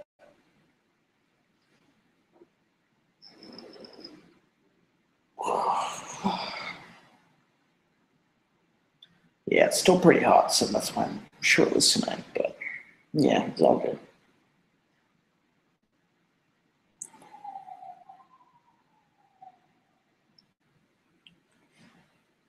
Yep, and we are back.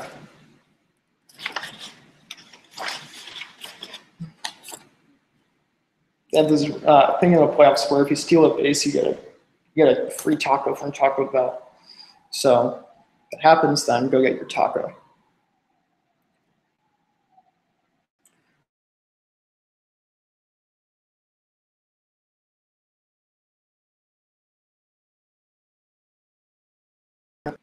The price is 7Ks and Verlander has 4.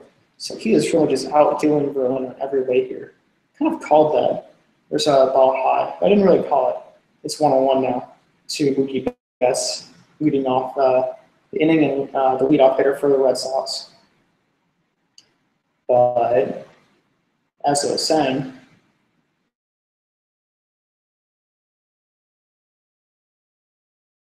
that ball's ground to Bregman. Throws it to first, and there's one away.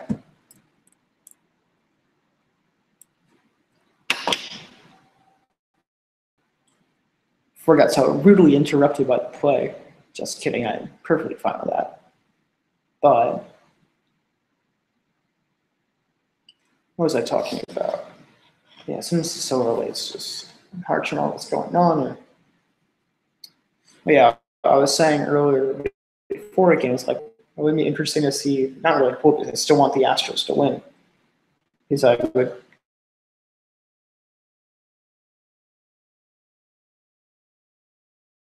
See something really interesting to see Price Joe Verlander. Let's look at their matchups. There's a slaughtering for strike 1 to Benintendi, who has flown out to right and struck out on a call third strike. And so earlier I was thinking I think I said it even on the podcast. That ball's in foul territory. Who's going to catch it? Bregman gets it, and he catches in the foul territory. Ran pretty hard to get there, but he came to a good stop, and then he made the catch, and it's 2 away. Not throwing too many pitches this inning, which is good for his pitch count, although he's only at 66 pitches. He does say that's the only thing he's doing better than him at, but yeah, I basically thought to myself,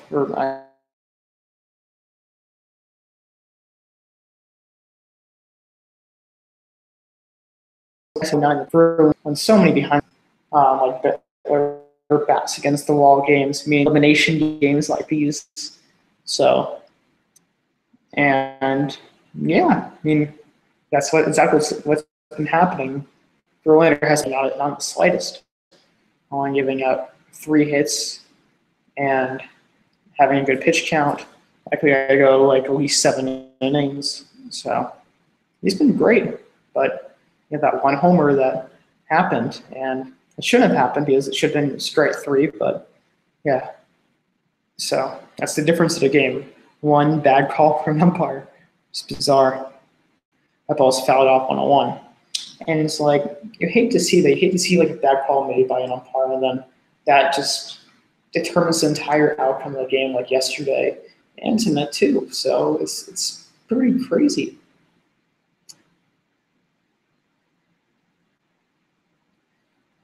So yeah, it's like the Astros have just been unfortunate. I mean, that was a hard hit by Bregman to end the game too. That would have been probably a game-winning double if that landed. I mean, if Benson dove, it probably would have been a 2-run single, but he did. So he missed the ball. It probably would have been a double. Probably they've scored even 3 runs. You never know. That ball was foul tipped, and now it's 1-2. Verlander looking for his 5th strikeout, and easy 1-2-3 inning right here.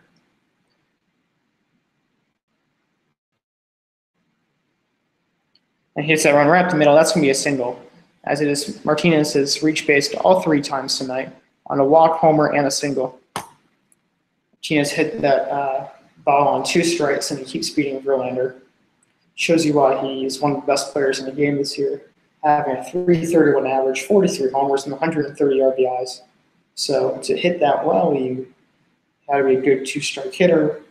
You got to cover all fields, and got to really good plate discipline. He had also like over 1,000 OPS, so he was just incredible, and it shows you why. So, I mean, he's a power hitter, but when you need it, he can also signal up the middle and be tough with 2 strikes, which is why he's so good.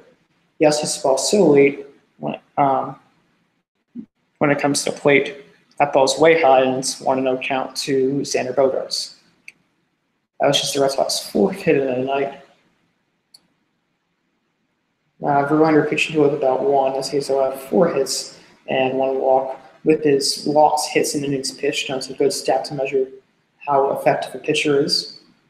Because the more base runners you have in theory, the more likely it is for the runners to score. Even though some pitchers have a knack for not allowing base runners to score, such as, well, at least for Robertson, he's very good at David Robertson, that is in the Yankees, he was a relief pitcher for them. He's been a relief pitcher for a good part of his career, since like 2008. He has a couple-year hiatus when he was on the White Sox. But they basically call him Houdini because he creates all these tough situations for himself and gets out of them. He still has a very solid whip. I think like career like 1.2 something, about average. Verlander and Sale and all these aces are kind of masters of whip now, having whips of like 0.9. And when you consider 1.2 like the average or a good solid whip, for them to be that low, for them not even to allow a base runner inning, not even the average, that's pretty incredible. That's ball's line to right field. Springer has it as he bends down and gets it, and Verlander evades the 5th inning as the Red Sox head to the bottom of the 5th.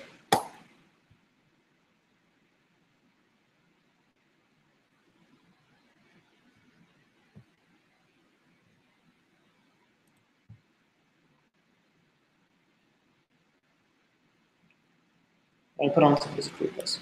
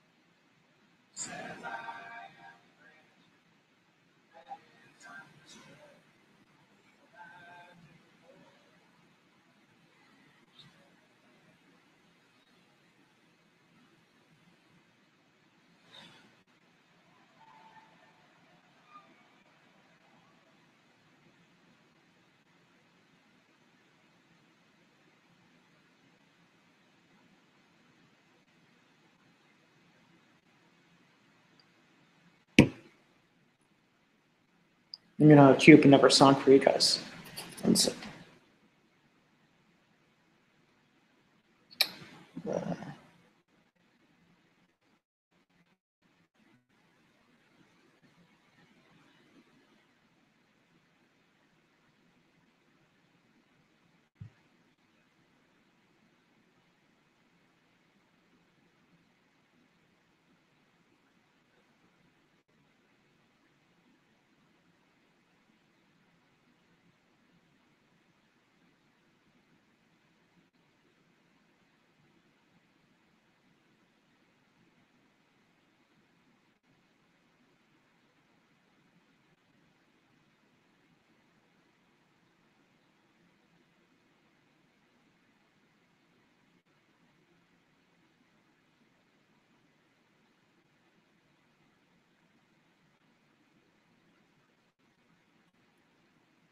Okay, I think the game's about to go back on, so let's check.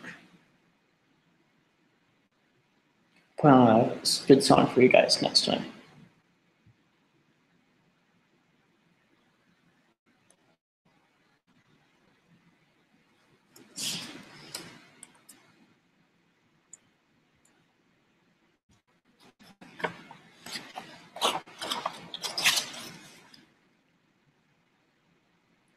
So yeah, we did miss a little bit, my bad, guys. It's a 1-1 count on Tony Kemp. Price at 75 pitches now, so interesting to see if they would allow him to go 6. I mean, he's been so good, and the Red Sox bullpen sure use it, so maybe. I'm not sure.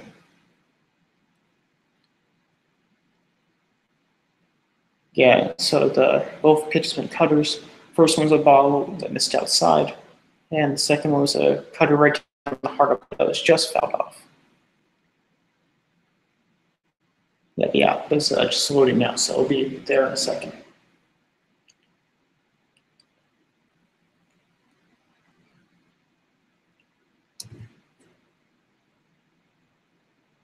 So it's now a 1-2 count as he foul tipped a changeup.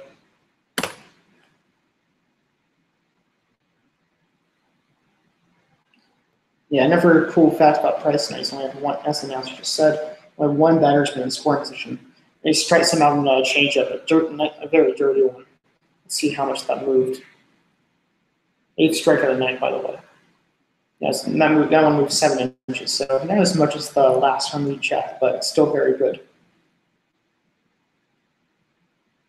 So 1 away for the Astros, and they've not only steamed the cradle as last game against Price. I mean, when they've hit the ball and not struck out, they've hit like decently. Like they have a couple of hard hits.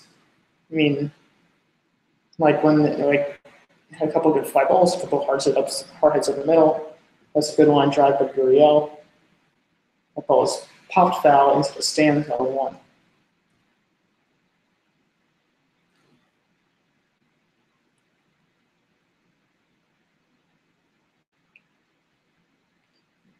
Yeah, I can't remember Price having 8 strikeouts in a postseason start ever. It's easily his best start. Usually he gets knocked out within the first couple innings and doesn't pitch that far in the games. And yeah.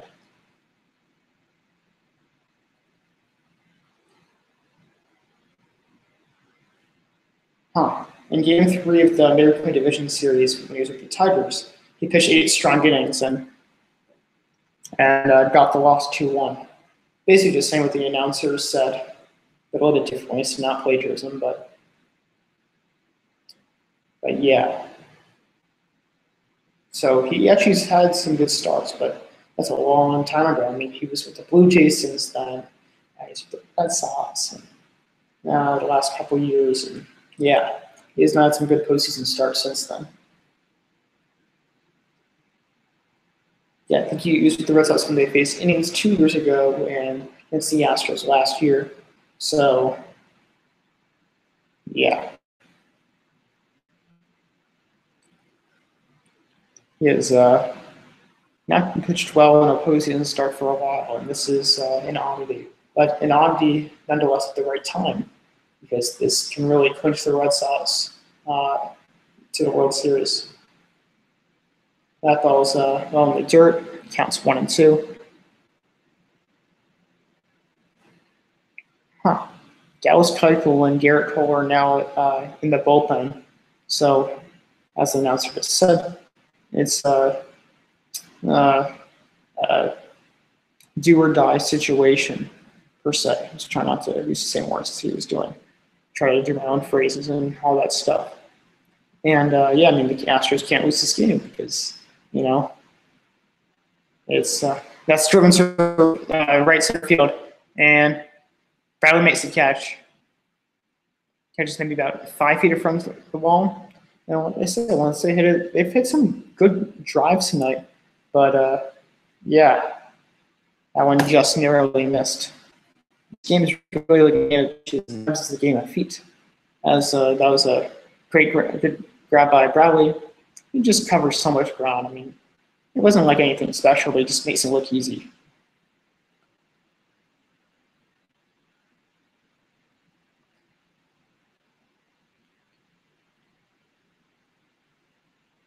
The announcer just said something interesting too. They were trying to deliberately say that to younger outfielders and say like when Bradley runs, he just has a smooth head. His head's not bobbing up and down. That's a ground ball. Right to Price, throws to first in the dirt, but picked by first baseman Mitch Moreland, who's won a Gold Glove in 2016, and shows why. So Price having an easy 1-2-3 inning as we go to the top of the sixth. Let me put on some music for you guys.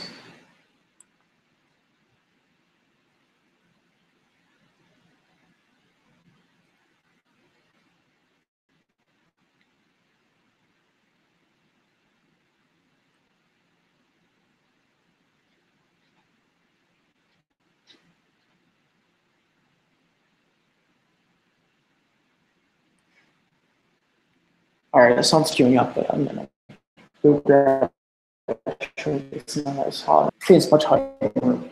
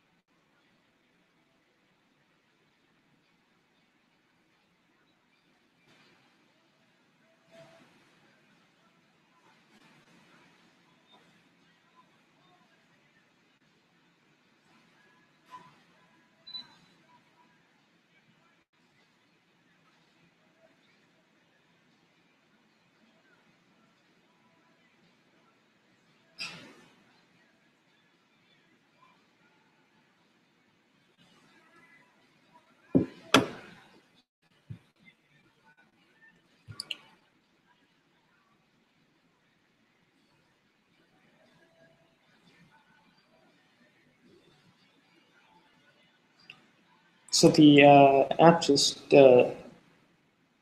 like paused. When it pauses, there's usually no chance that it's gonna like really come back. So I gotta reset it and then all that stuff. So it's already been a pitch that happened. It was a fastball fouled back by Moreland and 1 count to him.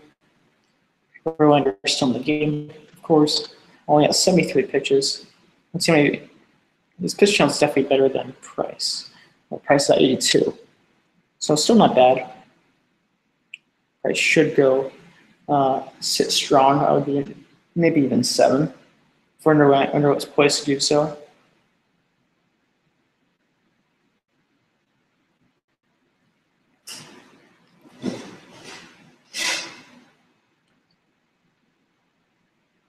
and Moreland ricochets the ball off the wall.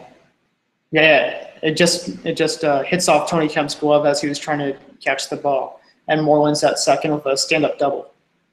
So Red Sox in a great position to score here. It's only teed one off Verlander, and Price has been so good. Yeah, Kemp tried to make the catch, and the ball hit off the wall and into his glove. This is not tall enough, being 5'6", but great effort. Most outfielders don't even have those types of hops. Probably might even be able to hop like 8-9 feet. That was pretty impressive how high he jumped. The Red Sox were saying like, yeah, that's a hit. Good job trying to deke him, but it is a double. And Kinser's at the plate, and he takes the ball outside, 1-0.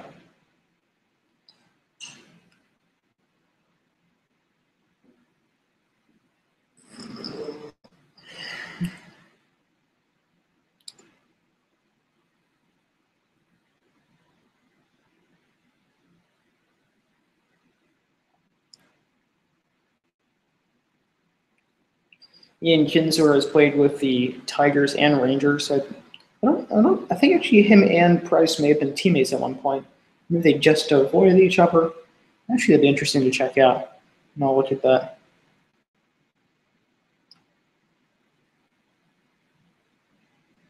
I think they were.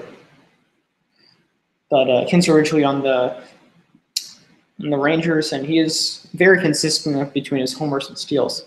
248 homers compared to 241 steals. That ball's in the dirt, 2-0. So he was on the Tigers from 2014 to 2017. Let's see. When was Price Tigers? In 2014, 2016, you got to remember that. Price, I think he had been on the Blue Jays by then. Like half a season or something. Let's check. So Price was on the Tigers from 2014 to 2015, so yes, that is true. I wonder if the idea of taking Verlander out, I mean, yes, there is a runner on second, but you also got to think if they do come back and there is a Game 7, and that's the only way the Astros can win this through a Game 7, ALCS not this game, is maybe you want to save Verlander a bit. So this will most likely be his last inning. Sure, 90 pitches is nothing to really save, but it's better than him just emptying the tank and not being available in a couple of days, which they may want to do if he is able to do it. At least have him around a bit. That ball's fouled off. Count remains 2-2. The count is 2-2, my bad.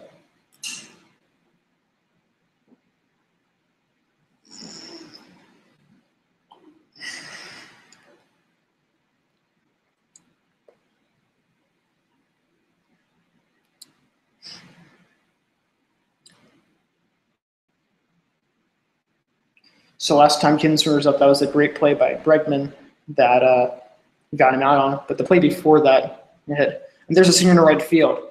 Will they try to wave Moreland? They will not. Springer has a good arm. Now it's first and runners on the corners with Rafael Devers up. So now Verlander's going to have to work out of this jam.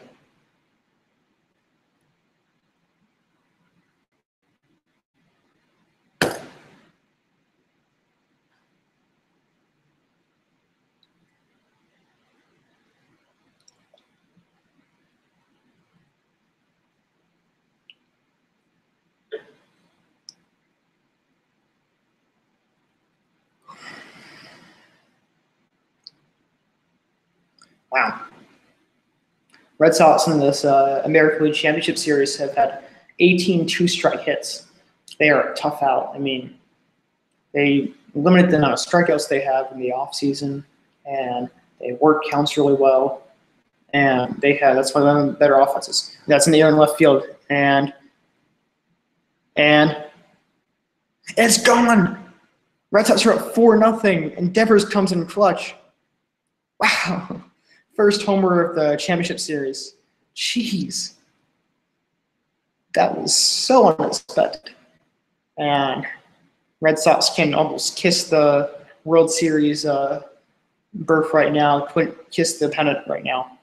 As that's a huge blast. I mean, this game was hard enough with Price pitching with a 1-0 lead, and now they have to score 4 off him and a bit more of a rested Red Sox bullpen that they don't use as much. That's insane. So wow, Verlander, out of all people, was not the one who wasn't clutch in this championship series. Price is usually a choker. Not tonight. Verlander's a choker, and yeah. And Devers so good hitting the ball the opposite way. So good against hitting hard pitching. That's a 98-mile-per-hour fastball. I mean, he once hit a ball 104 off Chapman into the left center bleachers at Yankee Stadium. So firsthand, I've seen this account of him just being such a crazy hitter. And yeah, there's a reason why they keep him in, even though his defense isn't great. Because he has that great power to all fields. He's a very solid hitter, even though it was a bit of a down year for him. He's only 21. He still had career high homers of over 20 plus. So great job by Devers. And the Red Sox are all but sealed to clinch their first World Series pennant in 5 years.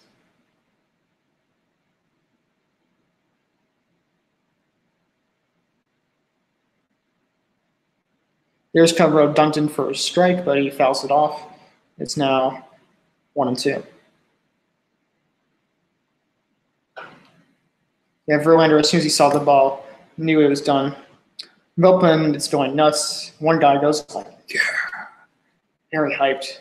And I actually really like the Astros bullpen. I also saw their bullpen firsthand when I went to the stadium on this epic baseball tour where I saw like 8 different stadiums in 10 days.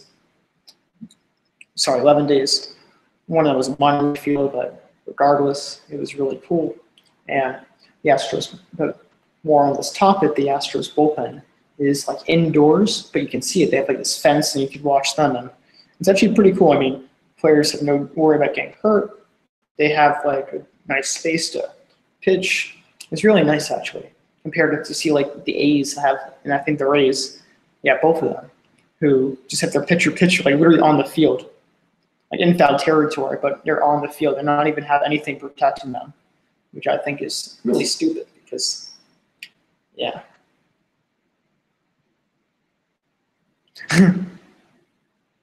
So this Astros fan, he's a kid. Everyone was marking him to throw the ball back, but he didn't want to, and messing it, and the guy's like, all right, it's okay. And honestly, why do you ever throw a ball back? Even if it was a home run by David Ortiz that I somehow caught back in the day, and balls in the dirt 2-2, I would never throw it back. I mean, if you made an argument and say like, hey, this Yankees pitcher pitched it. And also, Ortiz is a great player. We're like, it doesn't matter who player it is, or like whatever player it is, whatever team it is. I want that ball. When are you ever going to catch a ball again? That's ridiculous. I always find that so stupid when they throw it back.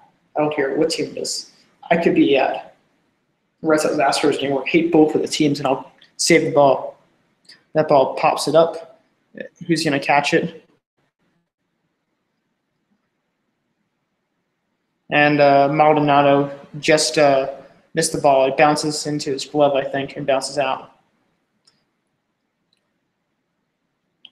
Yeah, as soon as he hit, as the announcer said, when he hit the rail, it was kind of off. So you had it. So I don't even know if it hit his glove, but when he hits the rail, he's not going to go overboard. And yeah, he's not able to catch it after it goes off the rail. He's not going to dive over there. As good of a catcher as he is. That ball's fouled off. Vasquez annoyed of himself as he had a good pitch to hit. Fastball up in the zone that he just missed. So count remains 2-2. Well, Red Sox have outscored their opponents on the road in these playoffs 40-12, and about a third of that comes from the 16-1 monster victory over the Yankees, which I endured. And that's going to be shagged out there by Tony Kemp. And finally, the first out as Jackie Bradley Jr. steps up to the plate.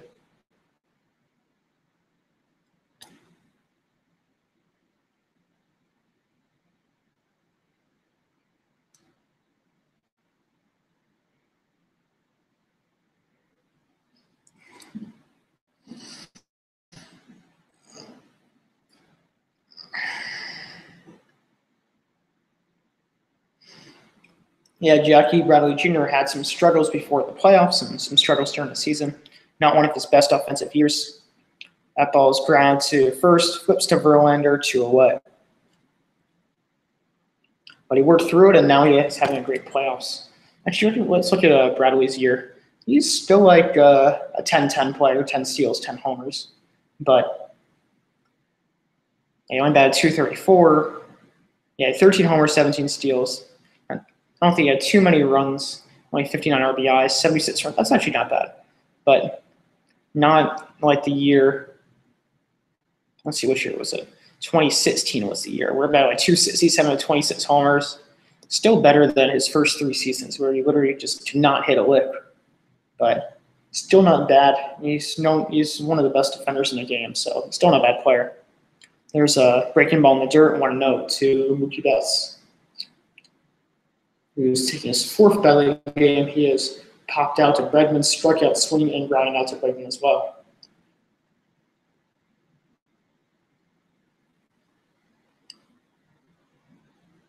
Wow. That's a curveball in the outside corner, 0-1. So never possible ALCS MVP is Jackie Bradley Jr. Sorry, such Jackie Bradley Jr. is Rafael Devers with 7 RBIs. I still think the nod goes to Devers as he had 2 very, very clutch blasts in this postseason so far, or in this championship series, compared to like Devers 1, I think. But Devers still has been very clutch, so he might even go to both, but I would say Bradley has the nod at this point. You almost start giving out awards. Like this game is almost all but over with the Red Sox up this much in a postseason game this late against with Price pitching this well. So it'll be interesting to see how Price does in the bottom of the 6th. That's because that ball's fouled off. Count remains 1-2. It will be interesting to see how well he does because he's had a long time on the bench since this prolonged Red Sox inning. Keep messing them up. I don't know why. They've had to work good at Mets. They had a 3rd homer, so all's good for them now.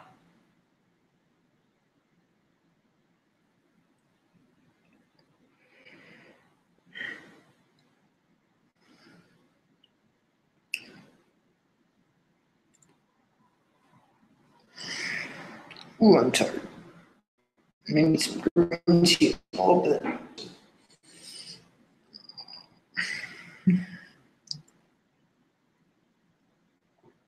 Here comes Verlander in the windup. Throws the ball in the dirt now. Full count to Mookie Betts. I mean, you got to feel for this guy at this point. He's at 96 pitches. This will be the 7th pitch of the bat against Betts. Even a 3-run homer, so he needs to just work out of this inning and just hope his team can pick him up. How he's picked him up so many times. That ball's popped up. Who's going to catch it? Springer will be there. Makes a catch, and the Red Sox are retired, but not before 3 hits and the main blow being on Devers' 3-run homer to break open this game 4-0 as we head to the bottom of the 6th inning.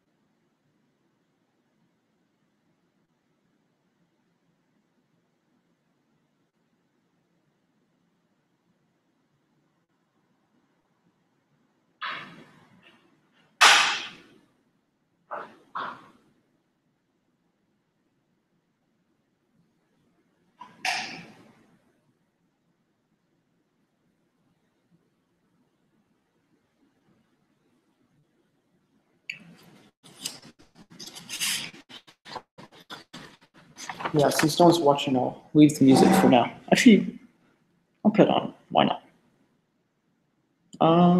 Yeah, I'll put it on.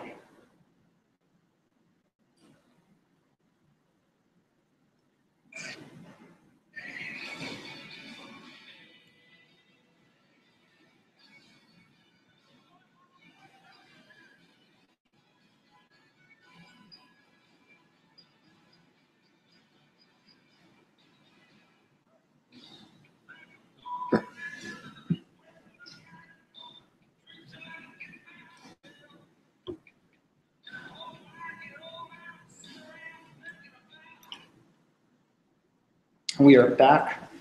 Price deals a strike right in the pipe to Bregman, and 0-1 count to him.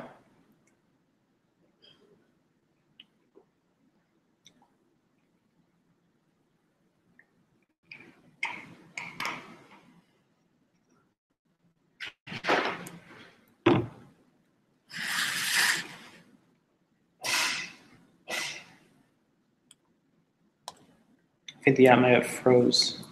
Let's see. There we go, reset. Okay. That ball's high and outside, 1-1.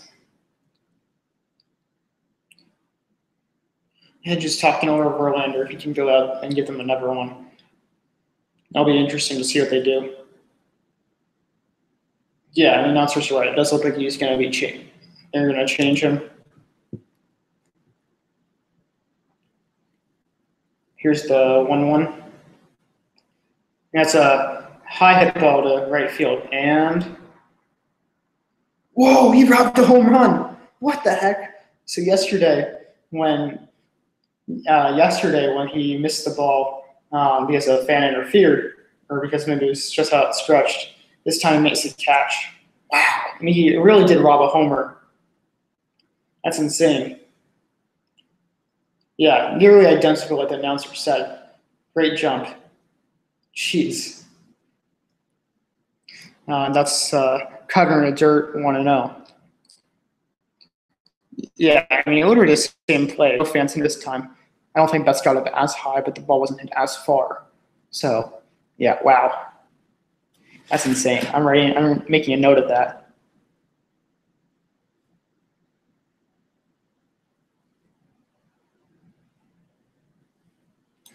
So you could hear the game, but the video paused.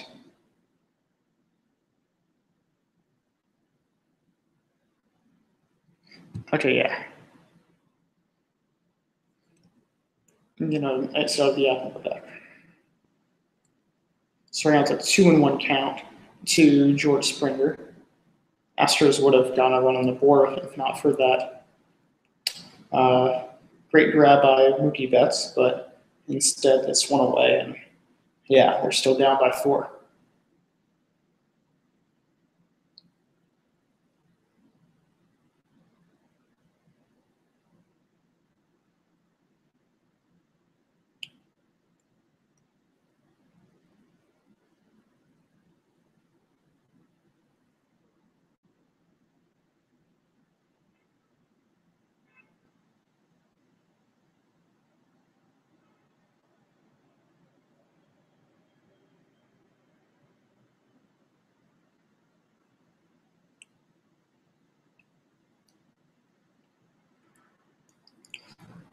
So Springer misses a fastball, and against him. Price looking for his 9th strikeout of the night.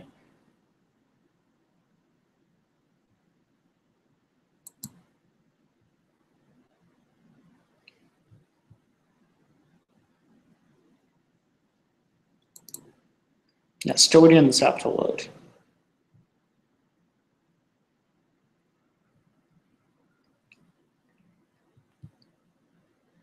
Seemed pretty solid tonight, though. All right, so he got out. Let's see how. Change up. He rolls over to probably rolled the ball over, meaning that his wrist went over like that. It was like it should be like straight out like this, but instead when he finished it, he did this too quickly. You gotta do that at some point. You gotta finish like that, but he probably did that too soon, and ball was rolled over to the third baseman. Devers picks it up, fires to first, and there's 2 away.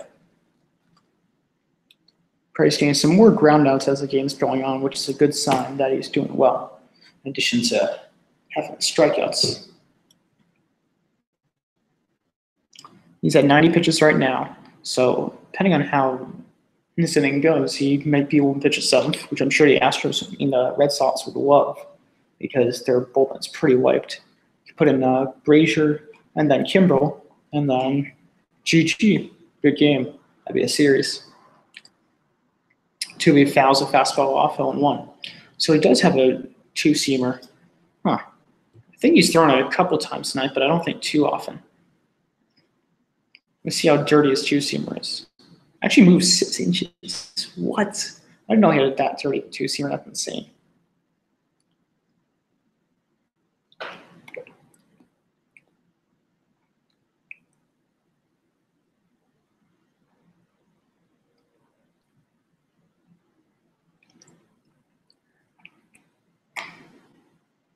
Damn.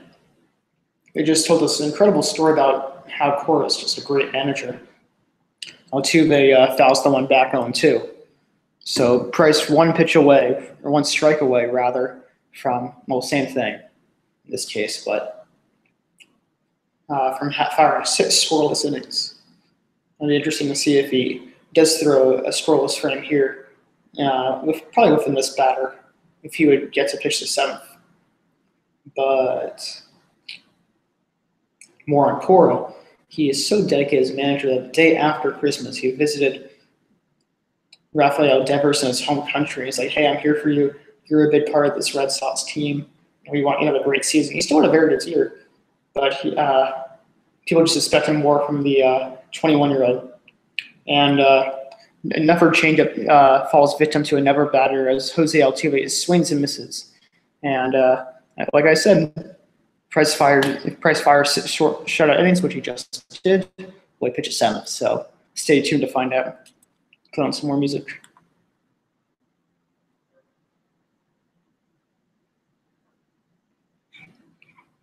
I think it's just repeating.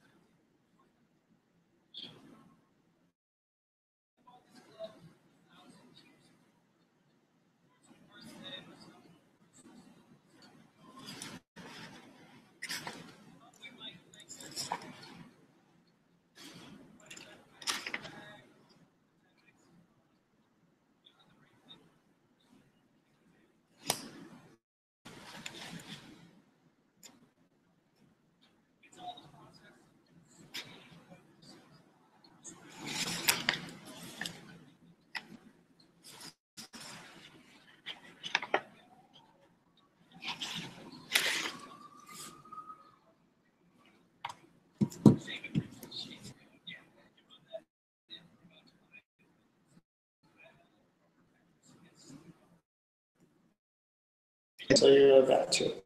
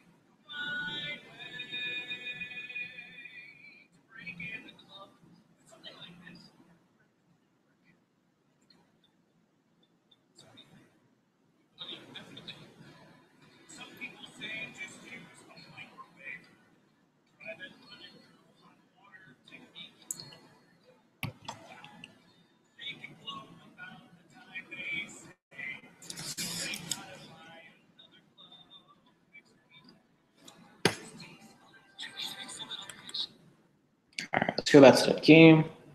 Still waiting on the app. And it's petting a cool 227 in the series. Just not that great, but he is a great hitter during the season. I believe, yeah, he was a 2020. That's also if Betts, who's a 30-30 player, Bradley's a 10-10 player, Benintendi's a 20-20 player. And they also have Kinsler who could steal some bats. They have Nunez who could steal some bats. They have a good team.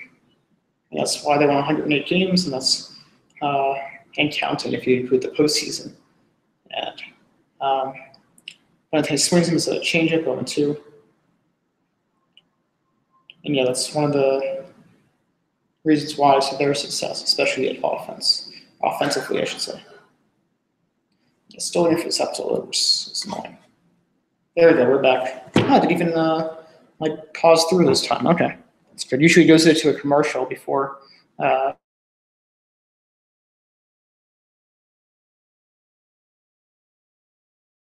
To Bregman.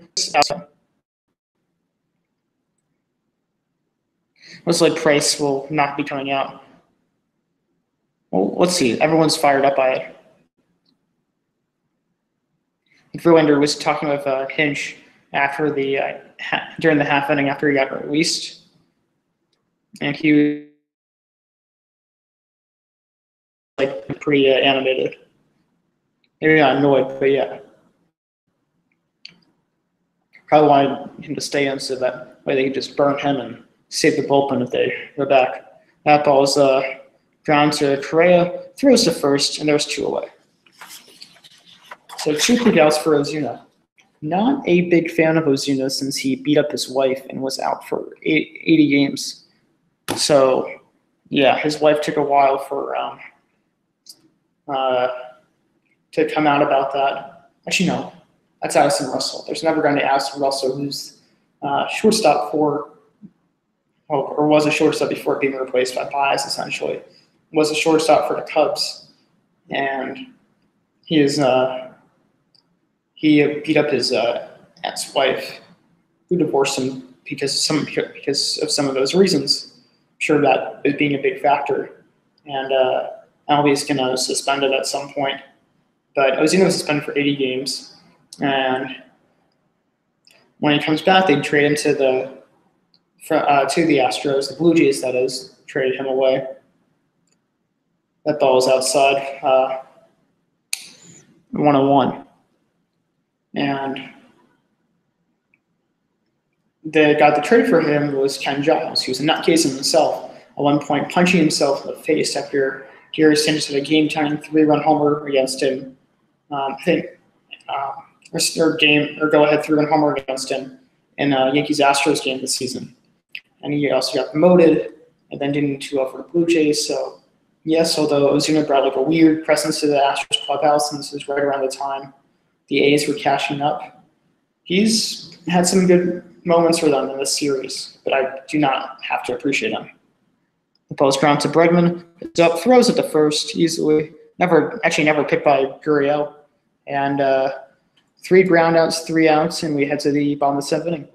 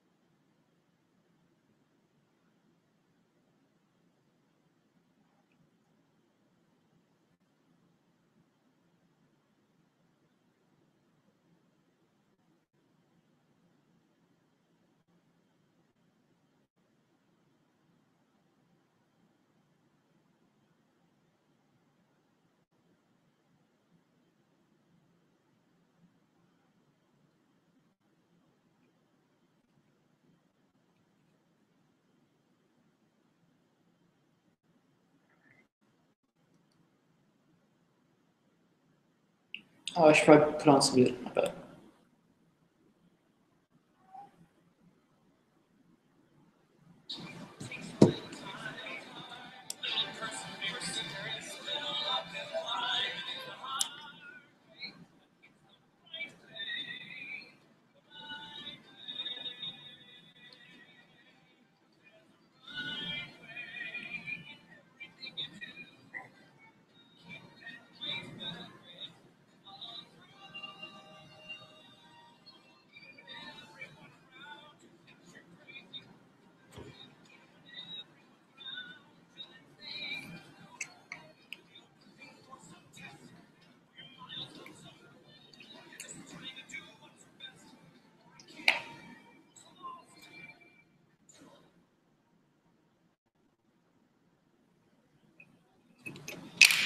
Yeah, the up pause again.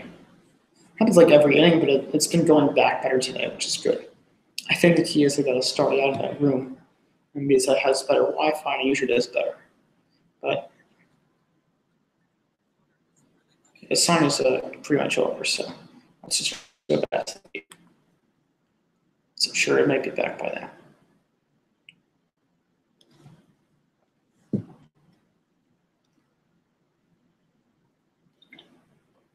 If you're just tuning in, it is the bottom of the 7th inning. Matt Barnes has replaced David Price after an excellent outing.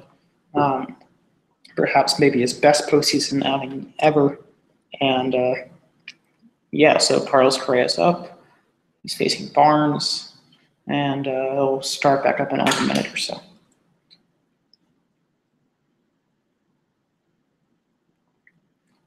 Matt Barnes was lifted from a tough jam the other day, and I forget who relieved him. I think it may have been Kimbrel. Not sure, but Red Sox ended up scoring. But I think there was like a good defensive gem that the Red Sox had that stopped him from scoring, or stopped him from the runners that their next reliever after Barnes yesterday inherited from him to score. Basically, Barnes didn't do a good job. He left like a runners on base. A reliever came in, didn't give up those runs, didn't give up those runners. So, yeah. He didn't pitch that great yesterday, so maybe that's a good sign for the Astros. But, yeah. But, so yeah, maybe they have a chance here to score, and especially they're somewhat in the middle of the line, 4, 5, 6. So, should be a good battle between him and Cryon, at least righty on righty. Tired pitcher versus hitters getting hot at the right time. Should be good at for Correa. There's a fastball way outside, 1-0. I still waiting this app to load. I'm using the non-streaming service one right now. And this app, which is not giving me too much trouble right now, is giving me the most trouble. I think it's actually about to be fine. Let's see. Here's a fastball in the higher part of the zone from Gibson for a strike, 1-1.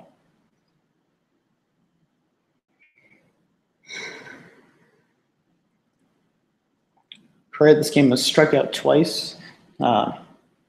He fouled one off, so now Barnes, with a 1-2 count, is looking for a hat trick, which means when you strike out someone 3 times during the game, Correa, who went 3 for 4 yesterday, is not having the best game today.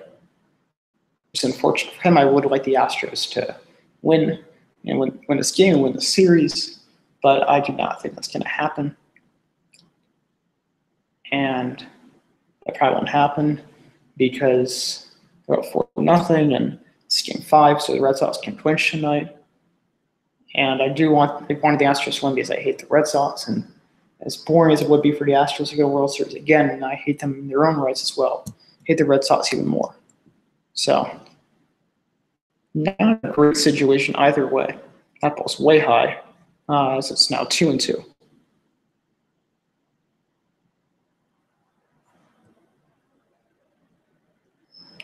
Still trying to work out this app. That ball's fouled off. Count remains 2-2.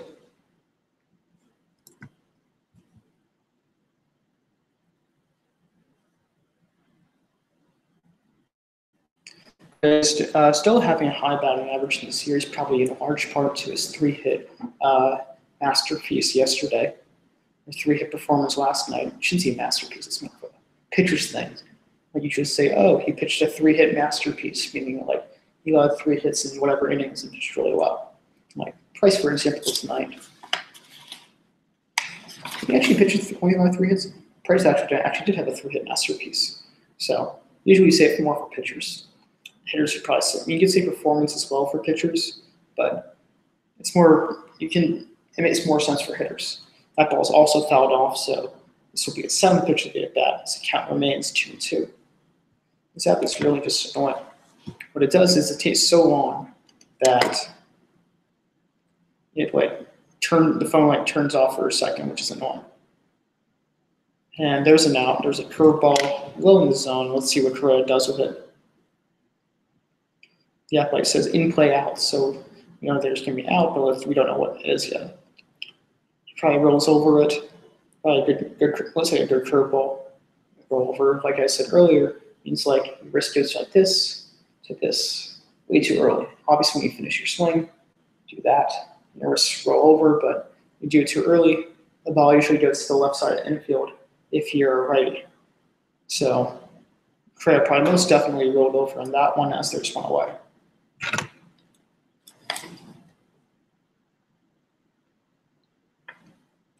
Yeah, this app is just being really annoying right now. It's been so great this entire game, not giving me really any trouble at all. There's a changeup in for a strike that was fouled off. So 0-1 to Yuli Gurriel. I love that name. Yuli Gurriel. That's just a sick name. Gurriel is from Cuba, and one of the few Cubans in the majors. There's Jose Abreu. There was Jose Fernandez before he tragically died and OD'd on a boat. Who else is there? There is Puig, Cespedes, his brother Lourdes Gurriel Jr., which I think I just mentioned. And is that it? Could be it. Wow. That plays also an out. So let's see what it is. It's a hanging curveball. I would say it's a fly ball. Nope, it's never rollover. Or probably a rollover, as Devers throws it to first, and now there's 2 away. You can still commentate without streaming service because I can see the balls and the strikes, the non-streaming app, but it makes it so much easier. It's much more interesting that way.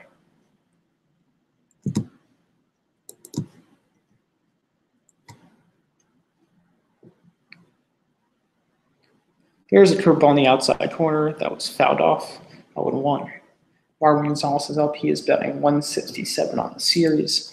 In this game, he has flown out to right and struck out swinging.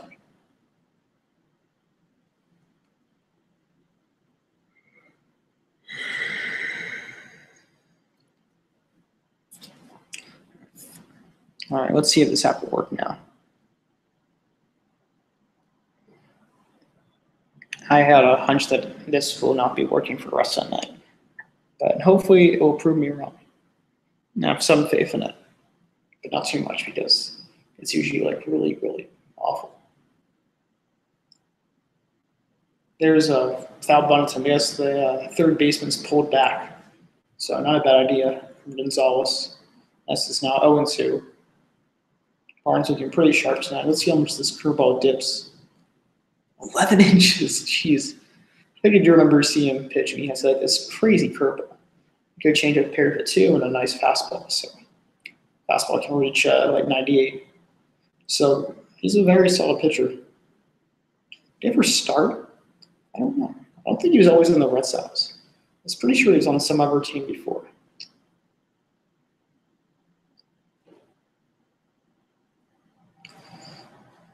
Let's see. Well, he's always been the Red Sox, but he started 2 games in 2015, so I was right about that. This season is his best year. There's a ball way high. It doesn't even show on the screen, which is insane. Let's see. Had 96 strikeouts and 61.2 innings with a 2.04 batting average against. The curveball just misses low. This is now 2-2.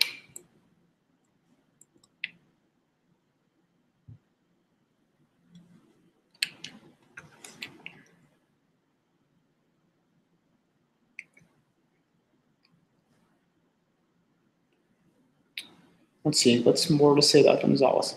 I think the primary position he plays is left field, but he can obviously play all around, as I mentioned earlier.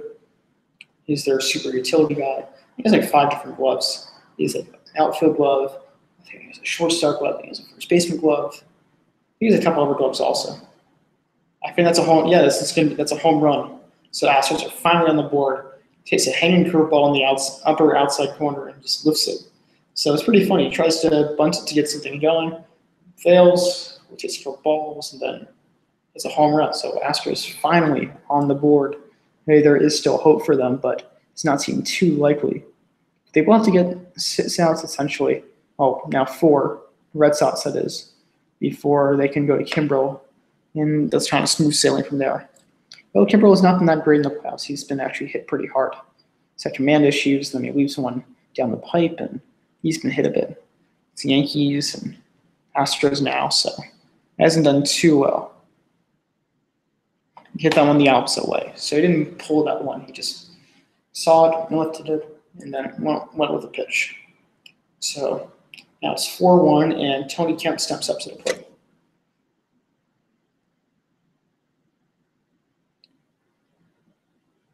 Yeah, I really got to be on this app. Like, it's annoying. It's way too long. And the phone just goes to sleep for a second. And I just keep pressing it to keep it up. Just frustrating.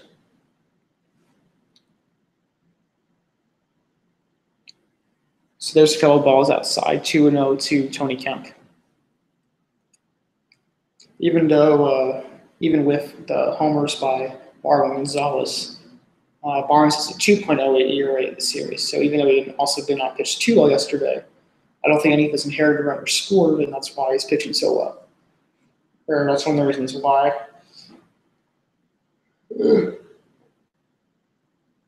His ERA is so good. That fastball's fouled off. It's now 2-1. I gotta put some water in my eyes after this half inning. Maybe even drink some tea. Well, let's see. We are actually closing in on a 3-hour mark, so yeah, it is a long game. All of these are long games, so at least 3.5 hours. This game might go to 4. I'm doing a couple of 5-inning games in the playoffs.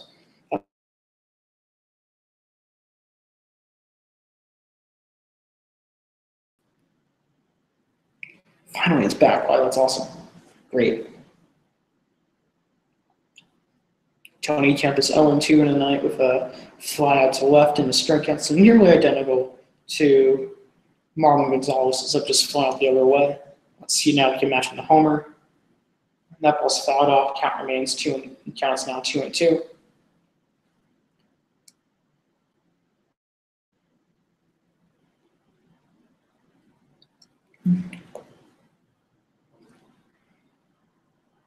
I think they just, is that Jennifer Aniston in the dugout? Huh, might be. Well, at least the woman looks like Jennifer Aniston. Oh, sorry, it's 3-2, my bad. So Kemp and Altuve are the shortest players in baseball. Altuve actually, being the shortest player in baseball, won the MVP. It's happened a couple of times. But he is the shortest ever to win an MVP, standing at 5'6", if that. People say he might be even smaller. He's standing at 5'4". Him and Kemp are about the same height. And it's just funny, like even the umpire is taller than him, which you don't see too often. He fouls off a 96-mile-per-hour fastball. The count remains at full. And even if Kemp loses his battle, at least you show that Barnes won't pitch a second inning. But if he doesn't win, it will help, certainly, because not only do you get a runner on base, but you keep trying to Barnes' pitch count up. Now having not pitched well yesterday, not pitching too great today, that'd be good to work your way on base within this. And that ball's outside, so he does walk him. So, yeah, the Astros are starting to claw back. A bit slow, but they got some thump with the homer from Gonzalez. Now, the key to any good rally is usually the walk. So, Gonzalez hit that ball at 99.8 miles per hour, 97.8 miles per hour, and 359 feet. So pretty solid for the upper way.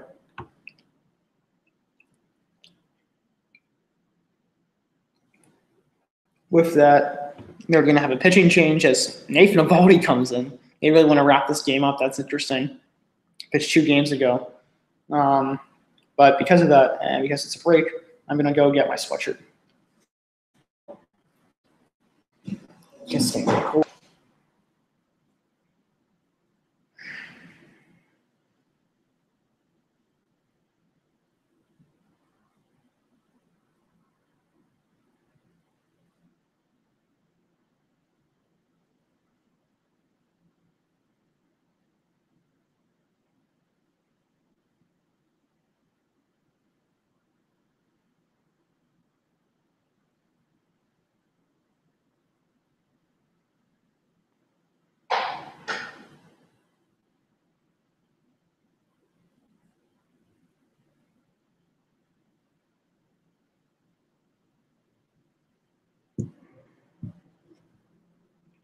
Yeah, frozen. Once again, what else is new?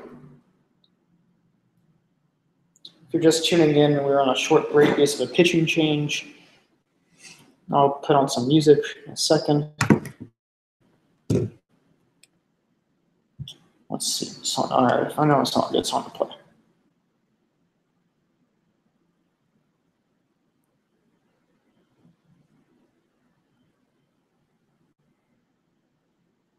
Here we go. I'll be on in a second.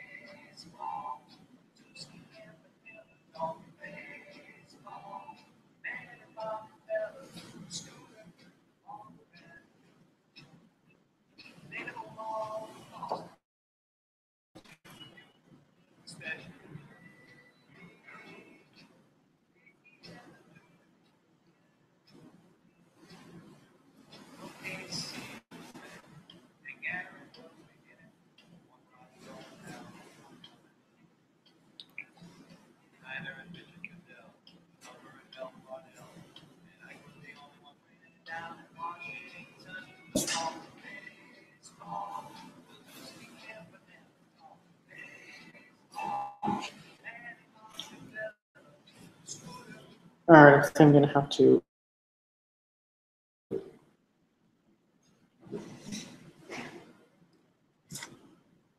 And the app keeps crashing, which is annoying. So yes, starter from 2 nights ago, I believe, Nathan Eovaldi is in the game. And Red Sox hoping to close this one out with him. And because they put in it's interesting, they had 2 pitch hitters. They were going to put in Tyler White, but then they put in Josh Reddick instead. He's good off quality. I don't know. The reasoning behind that is I'm just a scorekeeper here and the announcer. But yep, there's been 2 guys. Reddick does get out. Let's see how. Zach crashed once again. Great. He flew out to right fielder bet. So Astros have a good inning. They score a run on the solo homer, strand 1, and we head to the top of the 8th. Since no one's watching and I gotta do some stats, I'm gonna just not have any music going on right now.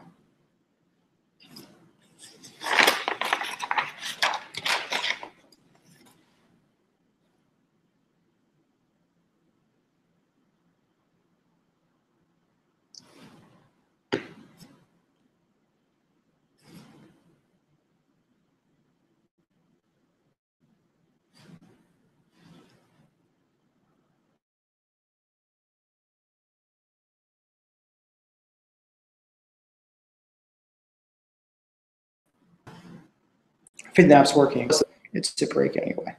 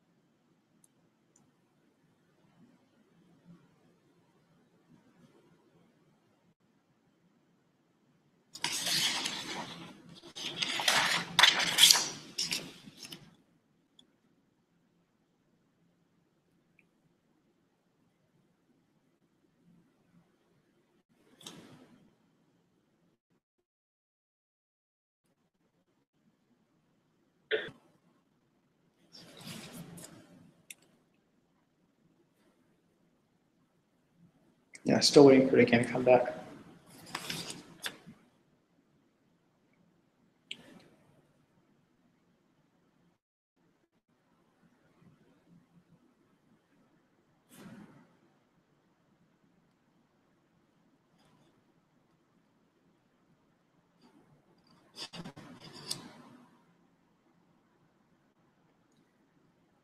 Did I miss a batter?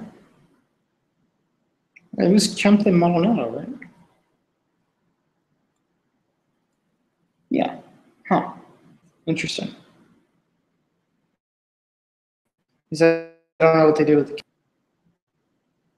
They did take out Marisnik, and I've not heard who any catcher is.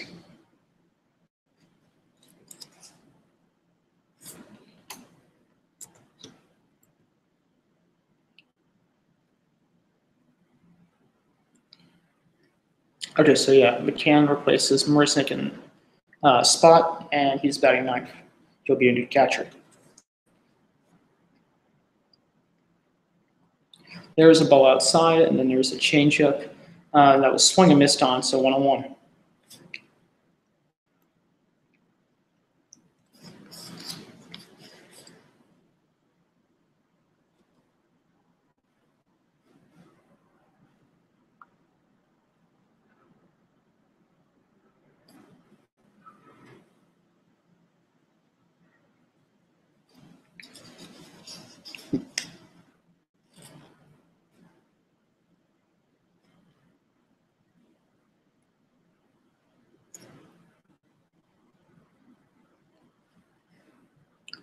So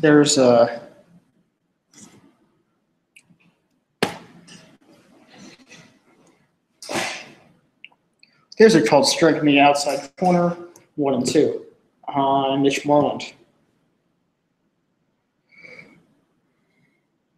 So no one's warming in the bullpen.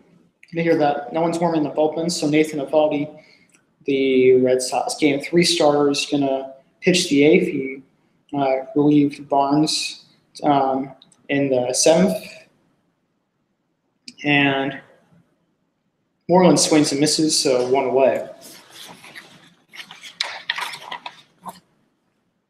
And yeah, I mean, it's not a bad idea to burn through Eovaldi, especially since you're up by a good amount. I mean, maybe not the best of ideas since Kimbrel is like so freaking wild so far in the playoffs. He just hasn't done well. But your relievers are tired. Eovaldi's not going to pitch for a while if you win Game 5. In all likelihood, they will. So, not a bad idea. Here's Kinsler, who rows one down the left field line. It's off the wall. Kemp throws a second. And, ooh, that's a close play. Great throw from Tony Kemp. So let's see if he get him out. Kemp can't believe it. He thinks he has it. And let's see if Kemp returns the favor from Betsy every day. He would nail out a runner trying to go for 2. So I thought he was out on this. Yeah, ricocheted off the wall, caught on a bounce, picked up with his bare hand, and then threw to second. I think he actually might be safe. He kind of like just tried to put the tag down gently, didn't like go with it, try to go to the runner.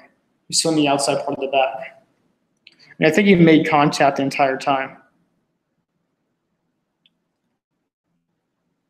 Are the Red Sox going to challenge? They will not. Sorry, the Astros. They did not challenge. So there's a double to get things going, and Devers, the man who hit a 3-run homer to break this game open, is up now. Let's see if he will go for more blood, put this game further out of reach. In a playoff game, I would say 4 runs is pretty hard to make up, but in a regular season game, I would say probably 5. That blocks it, but Kinsler goes to third. It's a wild pitch on Ozuna. And the Red Sox are 90 feet away from scoring their 5th run of the ballgame.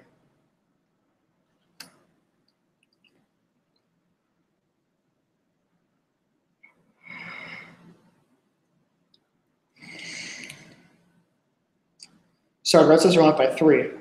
So it is a safe situation. And yeah, the Red Sox would love insurance runs. Like I said, 4 runs is a lot in the playoffs. So 3, you can't get too comfortable. 4, I'd say get somewhat comfortable, but it always helps to get more insurance runs than that. Wow. Most RBIs in the postseason, 21 and younger. Devers is on that list with 12, tied with Miguel Cabrera, and 2 behind Andrew Jones for most of that age, or most by 21. I think Jones is a 19-year-old, hit 3-run homer in 96 World Series, maybe at a Grand Slam, and that's called strikeout on the outside corner. He knew it right away too, so 2 away. And now the Astros can play back. Just get the out at first, and 1 batter after this, and they'll avoid having a run this inning. I think there's a pitch hitter. Yep, it's Brock Holt. He's going to replace Christian Vasquez in the lineup. Yeah, why not? Although it's a little weird to have a starter and switch catchers, but for the Red Sox, they will hope that does not provide too much of a difference. I would like this insurance run too, so good strategy. And Vasquez not the best, as good of a hitter as Brock Holt. Holt had a cycle. Actually, it has had 2 cycles in his career. One of them a couple of years back, and then the one against the Yankees in the playoffs, the first ever postseason cycle. And they hit the home run off catcher Austin Romine. And has a hard hit grounder to Gurriel, gloves it on a hop, and takes it to first. So Red Sox do not score a stranded runner at third, and we head to the bottom of the 8th inning. Yeah, like the announcer said, Red Sox are set away from clinching the pennant.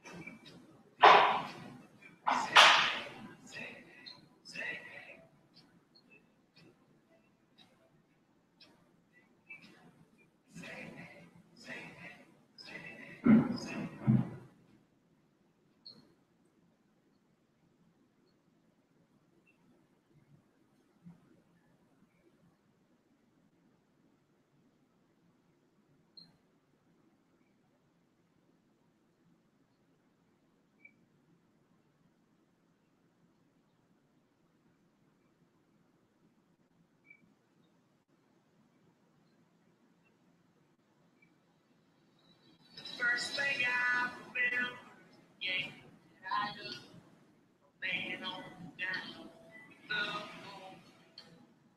Daddy with me, keep seats above, safe for keep you out of crack of back, stadiums roll. On our feet, the time rings on. I said, Daddy, I know what you're wrong.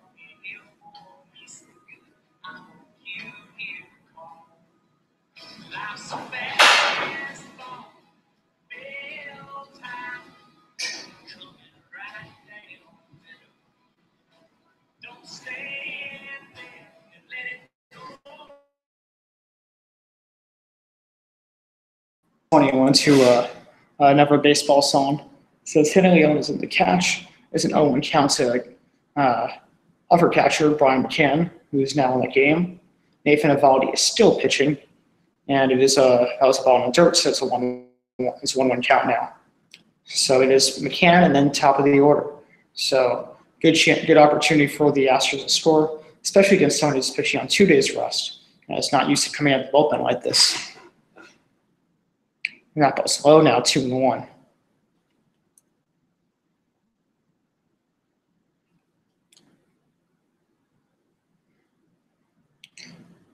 I think another good reason why they would put in Holt, besides having trying to get an opportunity to score in better than Vasquez.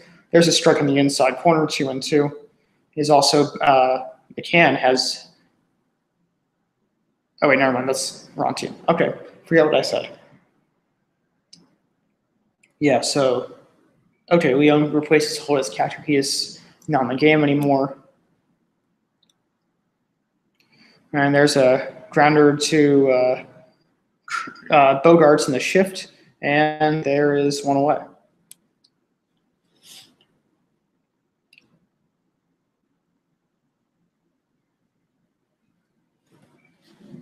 And now sorry.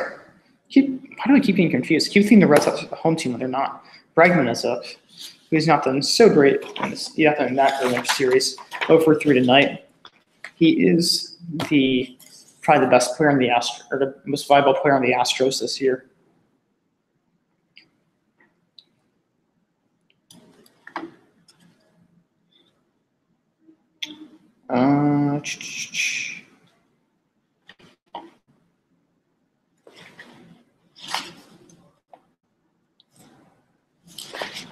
Yeah, for a second I thought I almost threw in the other section, which would have been really annoying.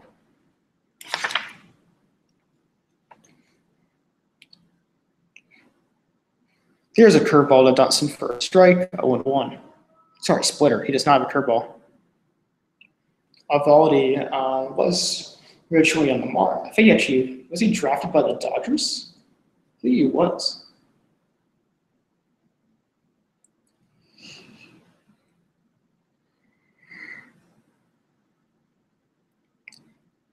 There was a 87 mile per hour splitter for a strike at the top of the zone, 0-2.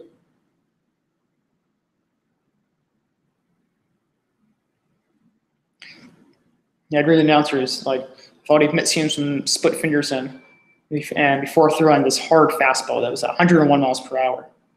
So, yeah, he can throw hard. Yes, he was drafted by the Dodgers in the 11th round, 337 pick in the 2008 draft. And then he went to the Marlins, and then I don't even think he ever made an appearance on the Dodgers. No, he did. He actually pitched a couple seasons for them. I traded to Marlins, and then he got released. What happened with him? I'll check it out. But from the Marlins, he traded him to the Yankees. He actually won he was a 14-game winner for the Yankees, but that was in tune to like a 4.26 ERA. And then he had Tommy John surgery. Yankees never signed him. And then I think he either got signed or traded to the Rays. I think he signed with the Rays, yeah. That curveball's in the dirt, 2-2. He signed with the Rays, pitched very well there, got traded to a postseason team like the Red Sox. And, yeah, has been pitching very good for them since. I don't think he had the best Game 3 start, but, yeah, he's been solid. It's been a solid acquisition for them. And now really making a good market for himself. I mean, he's not at all anywhere near a free agent, I think, but actually, no, he might be. So he was a free agent last time. And he swings and misses at 102 mile per hour fastball that time. So 2 away. Two outs for the Astros, as they're 4 outs away from kissing their postseason hopes goodbye. Let's see. Yeah, actually, that ball has some movement on him, which is interesting. Eovaldi is known for having the flattest fastball in the league, which means it doesn't have any movement on it. It kind of just goes super straight. And that ball is roped in the center field. So first pitch of the at-bat, and we got 1 on, 2 outs with former MVP, last year's MVP, Jose Altuve, who has still been hitting well, having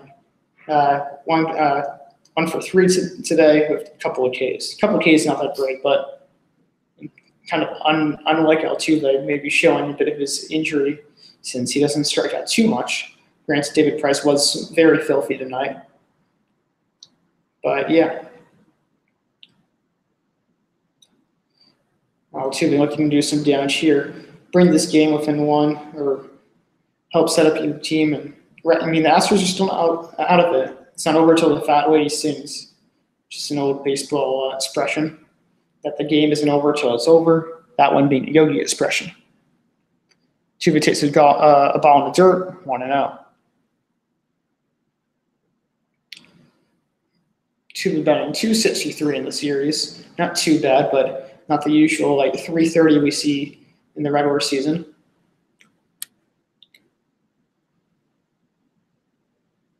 Not dark. I didn't realize how dark it was in here. It's a little better. Still putting on my hoodie since like that. That ball's fouled off. Counts now 1-1. Altuve had a 3-homer game in last year's postseason, actually against the Red Sox as well, which was insane because out of all the players, Altuve did the small guy. I mean, yeah, it's still more likely than, I don't know, Ronald Torreyes, which is basically impossible for him. But, you know, Altuve has power, but he doesn't have great power. But he had 3 homers, and I think he like 1 to left, 1 to center, 1 to right or something. It was ridiculous. I was just like mouth dropping. Like, I just crazy happy about this guy. That fastball missed outside, 2-1. Joe Kelly is warming up in the bullpen, probably likely to relieve Eovaldi if he gets into more trouble. Although I still think they'll put in Kimbrel with a lead. Although maybe it'll go to Kelly, I don't know, for maybe a 4-out save, but we'll have to see. Eovaldi not pitching too bad so far. Although usually a strike thrower. Actually, no, he still throws strikes. 11 strikes out of 18 pitches, still pretty good ratio. But he's usually like insanely good at throwing a strikes. Like he'll throw like 70% strikes a game, even if you might say like too many strikes, because not really a lot of stuff off the plate then. And that can kind of be his problem. He's a flat fastball, and he doesn't have great command. Command being good control of pitches in the zone. And he hits someone in the center field right to Bradley. He lines out, and Astros are 3 outs away from going home.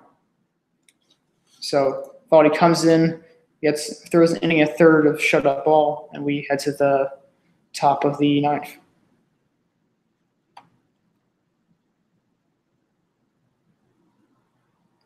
I'm putting on some music again.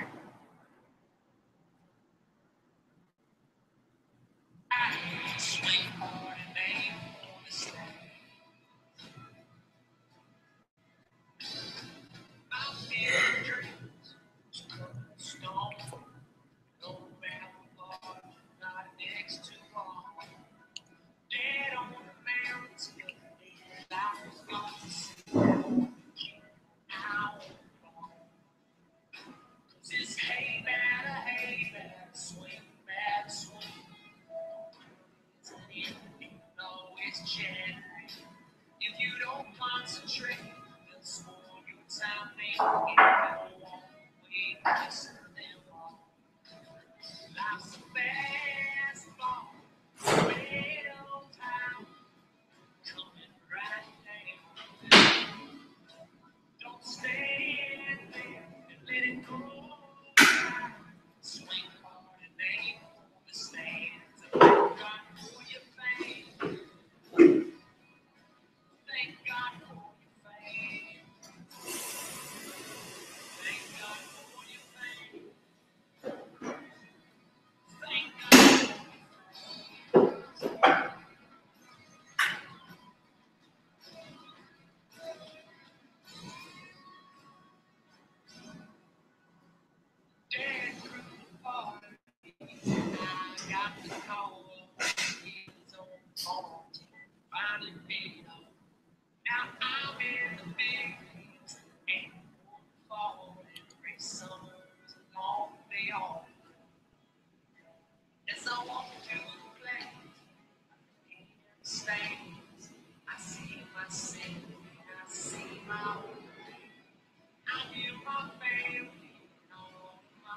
Not too crazy about this song, but hey, it's a baseball song, and I don't have too many tonight.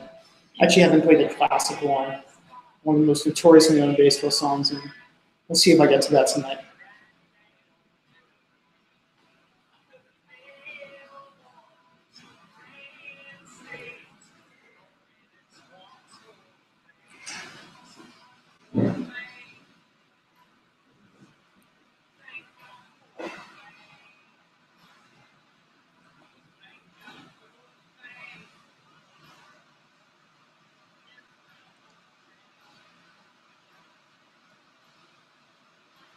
And Ozuna's still in the game, so he will throw 3 innings, which is pretty bizarre. There's a fastball on the outside corner, 0-1. Craig Kimbrell is warming up. He will come in the bottom of the 9th inning, regardless of how many runs the Red Sox score. Surprise, Ozuna never been really stretched more than 2. They'll go for 3. Astros thinking, all right, well, we're losing, and if he can shut it down, which he has done so far, then if you're just joining in, it is the top of the 9th inning. Jackie Bradley Jr. is up. He has a 0-1 count against reliever Roberto Ozuna. Swings through that one. It's now 0-2. Ozuna is in his 3rd inning of work. Let's see. I don't know if anyone's in the bullpen right now against him, but early to relieve him, he's probably just out there on his own. I guess the thinking is if he can get through this, which doesn't seem too likely, that ball's in the dirt, 1-2. Then you want your starters ready for game 6. So like you don't want to use Cole or Keuchel, you try to avoid using them. And you're just going to waste this guy because, they've used so many relievers already. I mean, not today, but yesterday. And that ball's lined out to Gurriel, 1 away.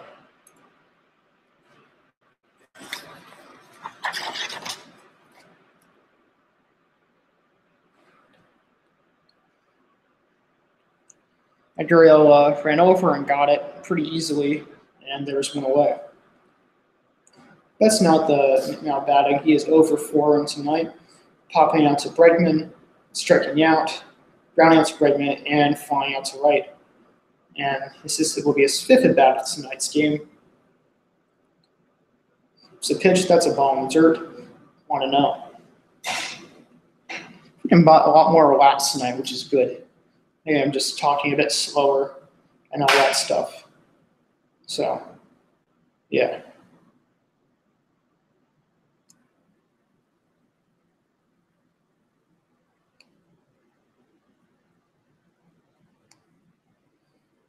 Well, since my headphone pooped out, this, it's going to go quiet now. Or, well, not quiet, but the app had to restart. That's flew out to Tony Kemp in left field, so there's 2 away. There's a cutter for strike 1. I'm going to get my headphone charger really quick. I'll be right back.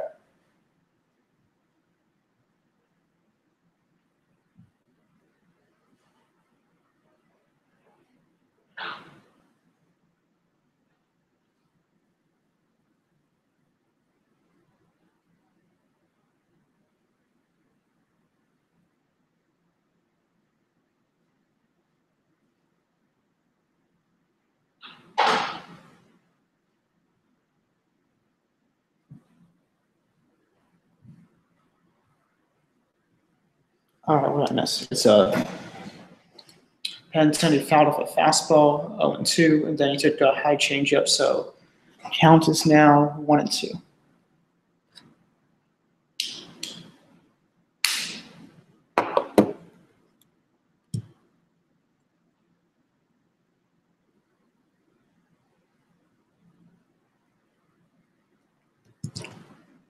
Benintendi tonight is 0-for-4. It's not good production from the first 2 guys. Great production from Martinez, who is 2-for-3 tonight with a walk, a homer, a single.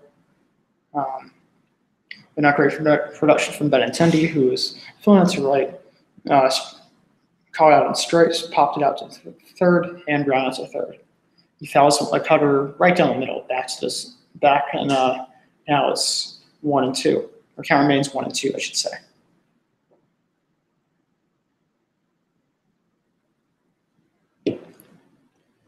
Let's see Benintendi's stats for the season, if we have time. That's a changeup way outside 2-2. It's 16 homers, so he wasn't a 2020 player, but he still had 20 steals, which is great.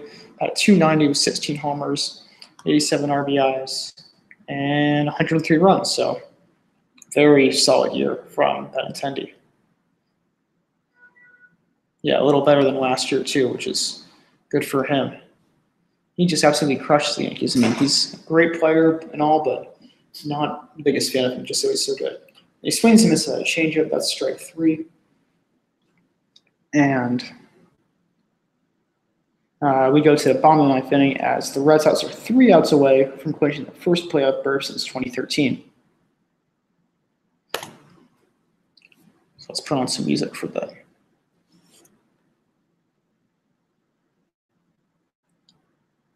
All right, I'm going to put on, I should have just put on this. I haven't heard this song before.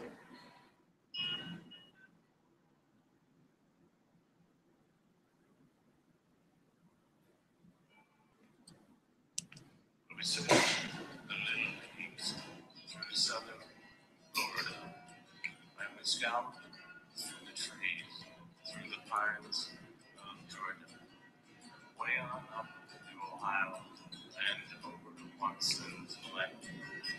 Finally, we found him. He was only 10. Out there in the potato fields at the edge of Idaho, just a young boy, but man, did he throw. He threw with 99, did he threw it at all? Out there in that pitcher's mound, he was 10 feet tall.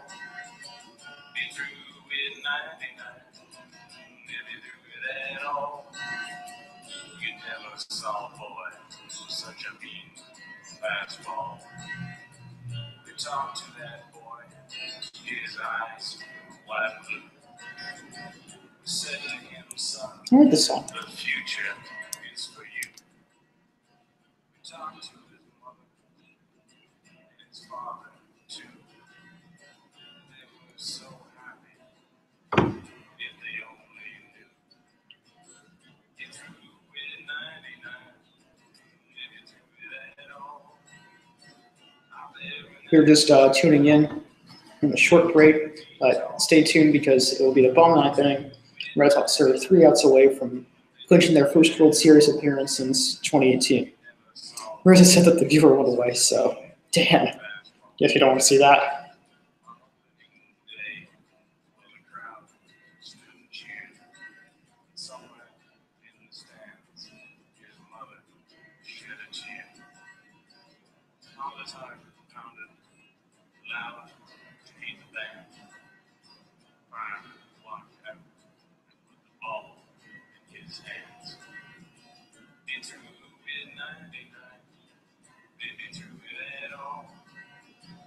Out there in that pitcher's mound, he was 10 feet tall. He threw with 99, then he threw it at all. We never saw a boy with such a mean fastball. Now let's see what other game is at. Should be back by now. The app is not loaded, which is a little annoying. Well, it's not started yet, so okay. Kimbrel is now in the game as he relieves a solid inning and a third from Nathan Eovaldi. There's a fastball high and kite that was fouled off 0-1. I mean, yeah, 0-1.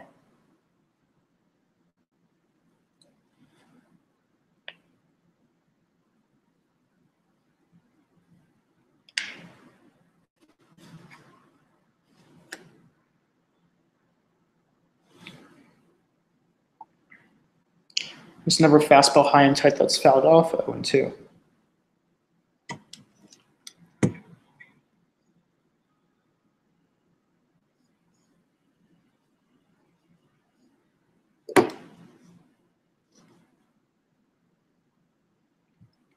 That's weird. I thought my headphone would be connected to this by now, but let me try. I would like to hear the Red Sox celebration, even though it's a little annoying. I would like to see the whole thing through. Brad fouls back a curveball, and its count remains 0-2.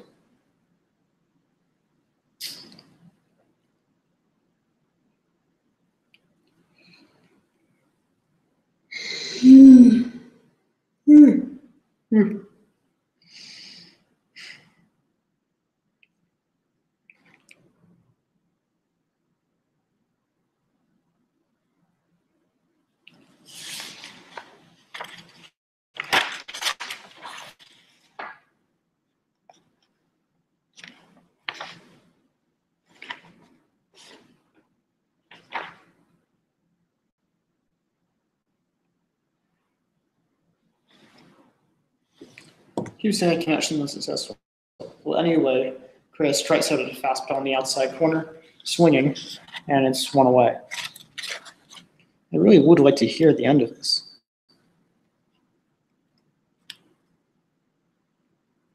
I don't know why these AirPods are not working.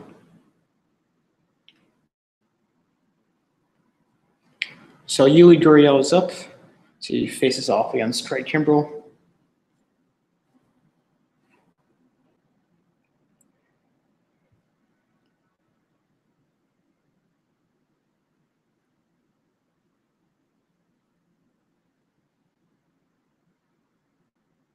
Takes a fastball for a ball on a note to Gurriel.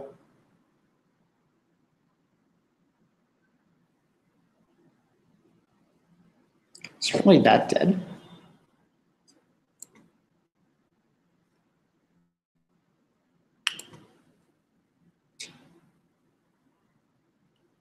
Takes another ball, and it's now 2-0. It doesn't say where it is. It's also annoying.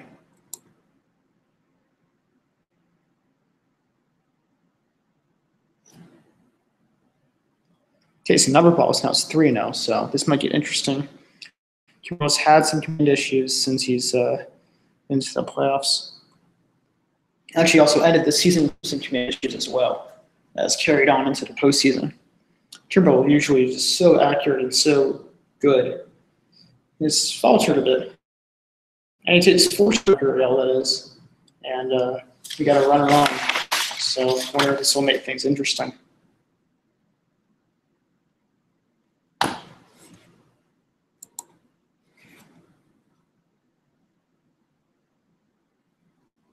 So I'm just going to turn it on. I won't be able to hear it, but I don't want to hear it. I do want to hear it, but I also want to do this podcast. So if it goes to like 2 strikes or something, then I'll turn it on. I'll turn on the sound so you guys can hear it as well.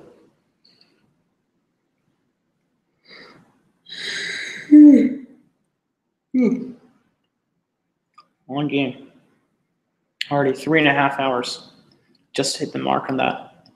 There's a curveball dunked in for a strike right down the pipe, 0-1. Gonzalez has decent speed, so he might be able to take second. Interesting to see if they would allow defensive indifference here. I mean, the run doesn't count, but you would want to double play.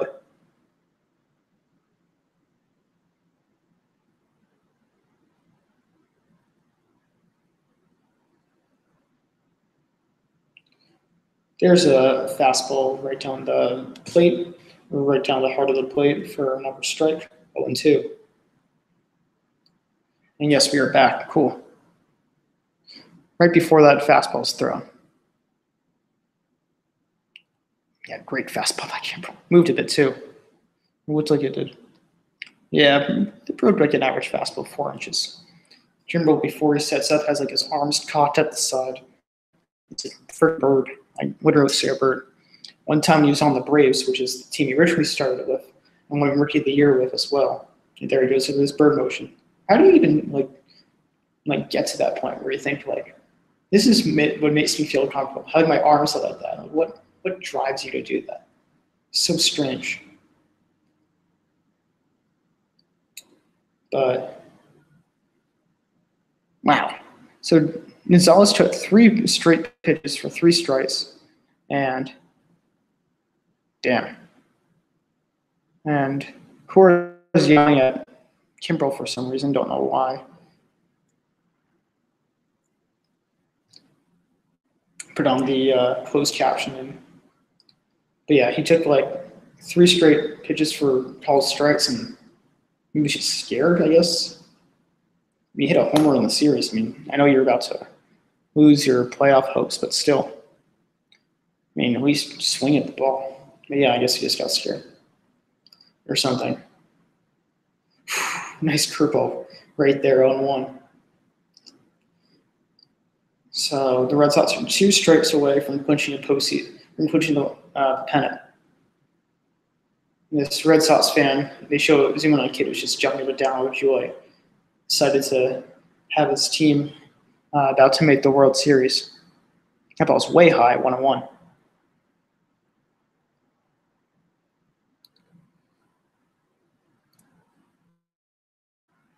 Good dog for you guys.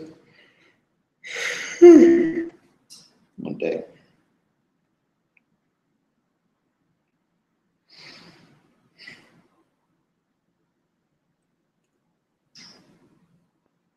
Here's the 1-1. That was lofted into left field. And he makes the catch at the wall. And like the announcer said, the Sox they clinched the pennant. They were heading to the World Series. So Red Sox win by a score of 4-1. Kimbrel gets a save. Price gets his first ever postseason win.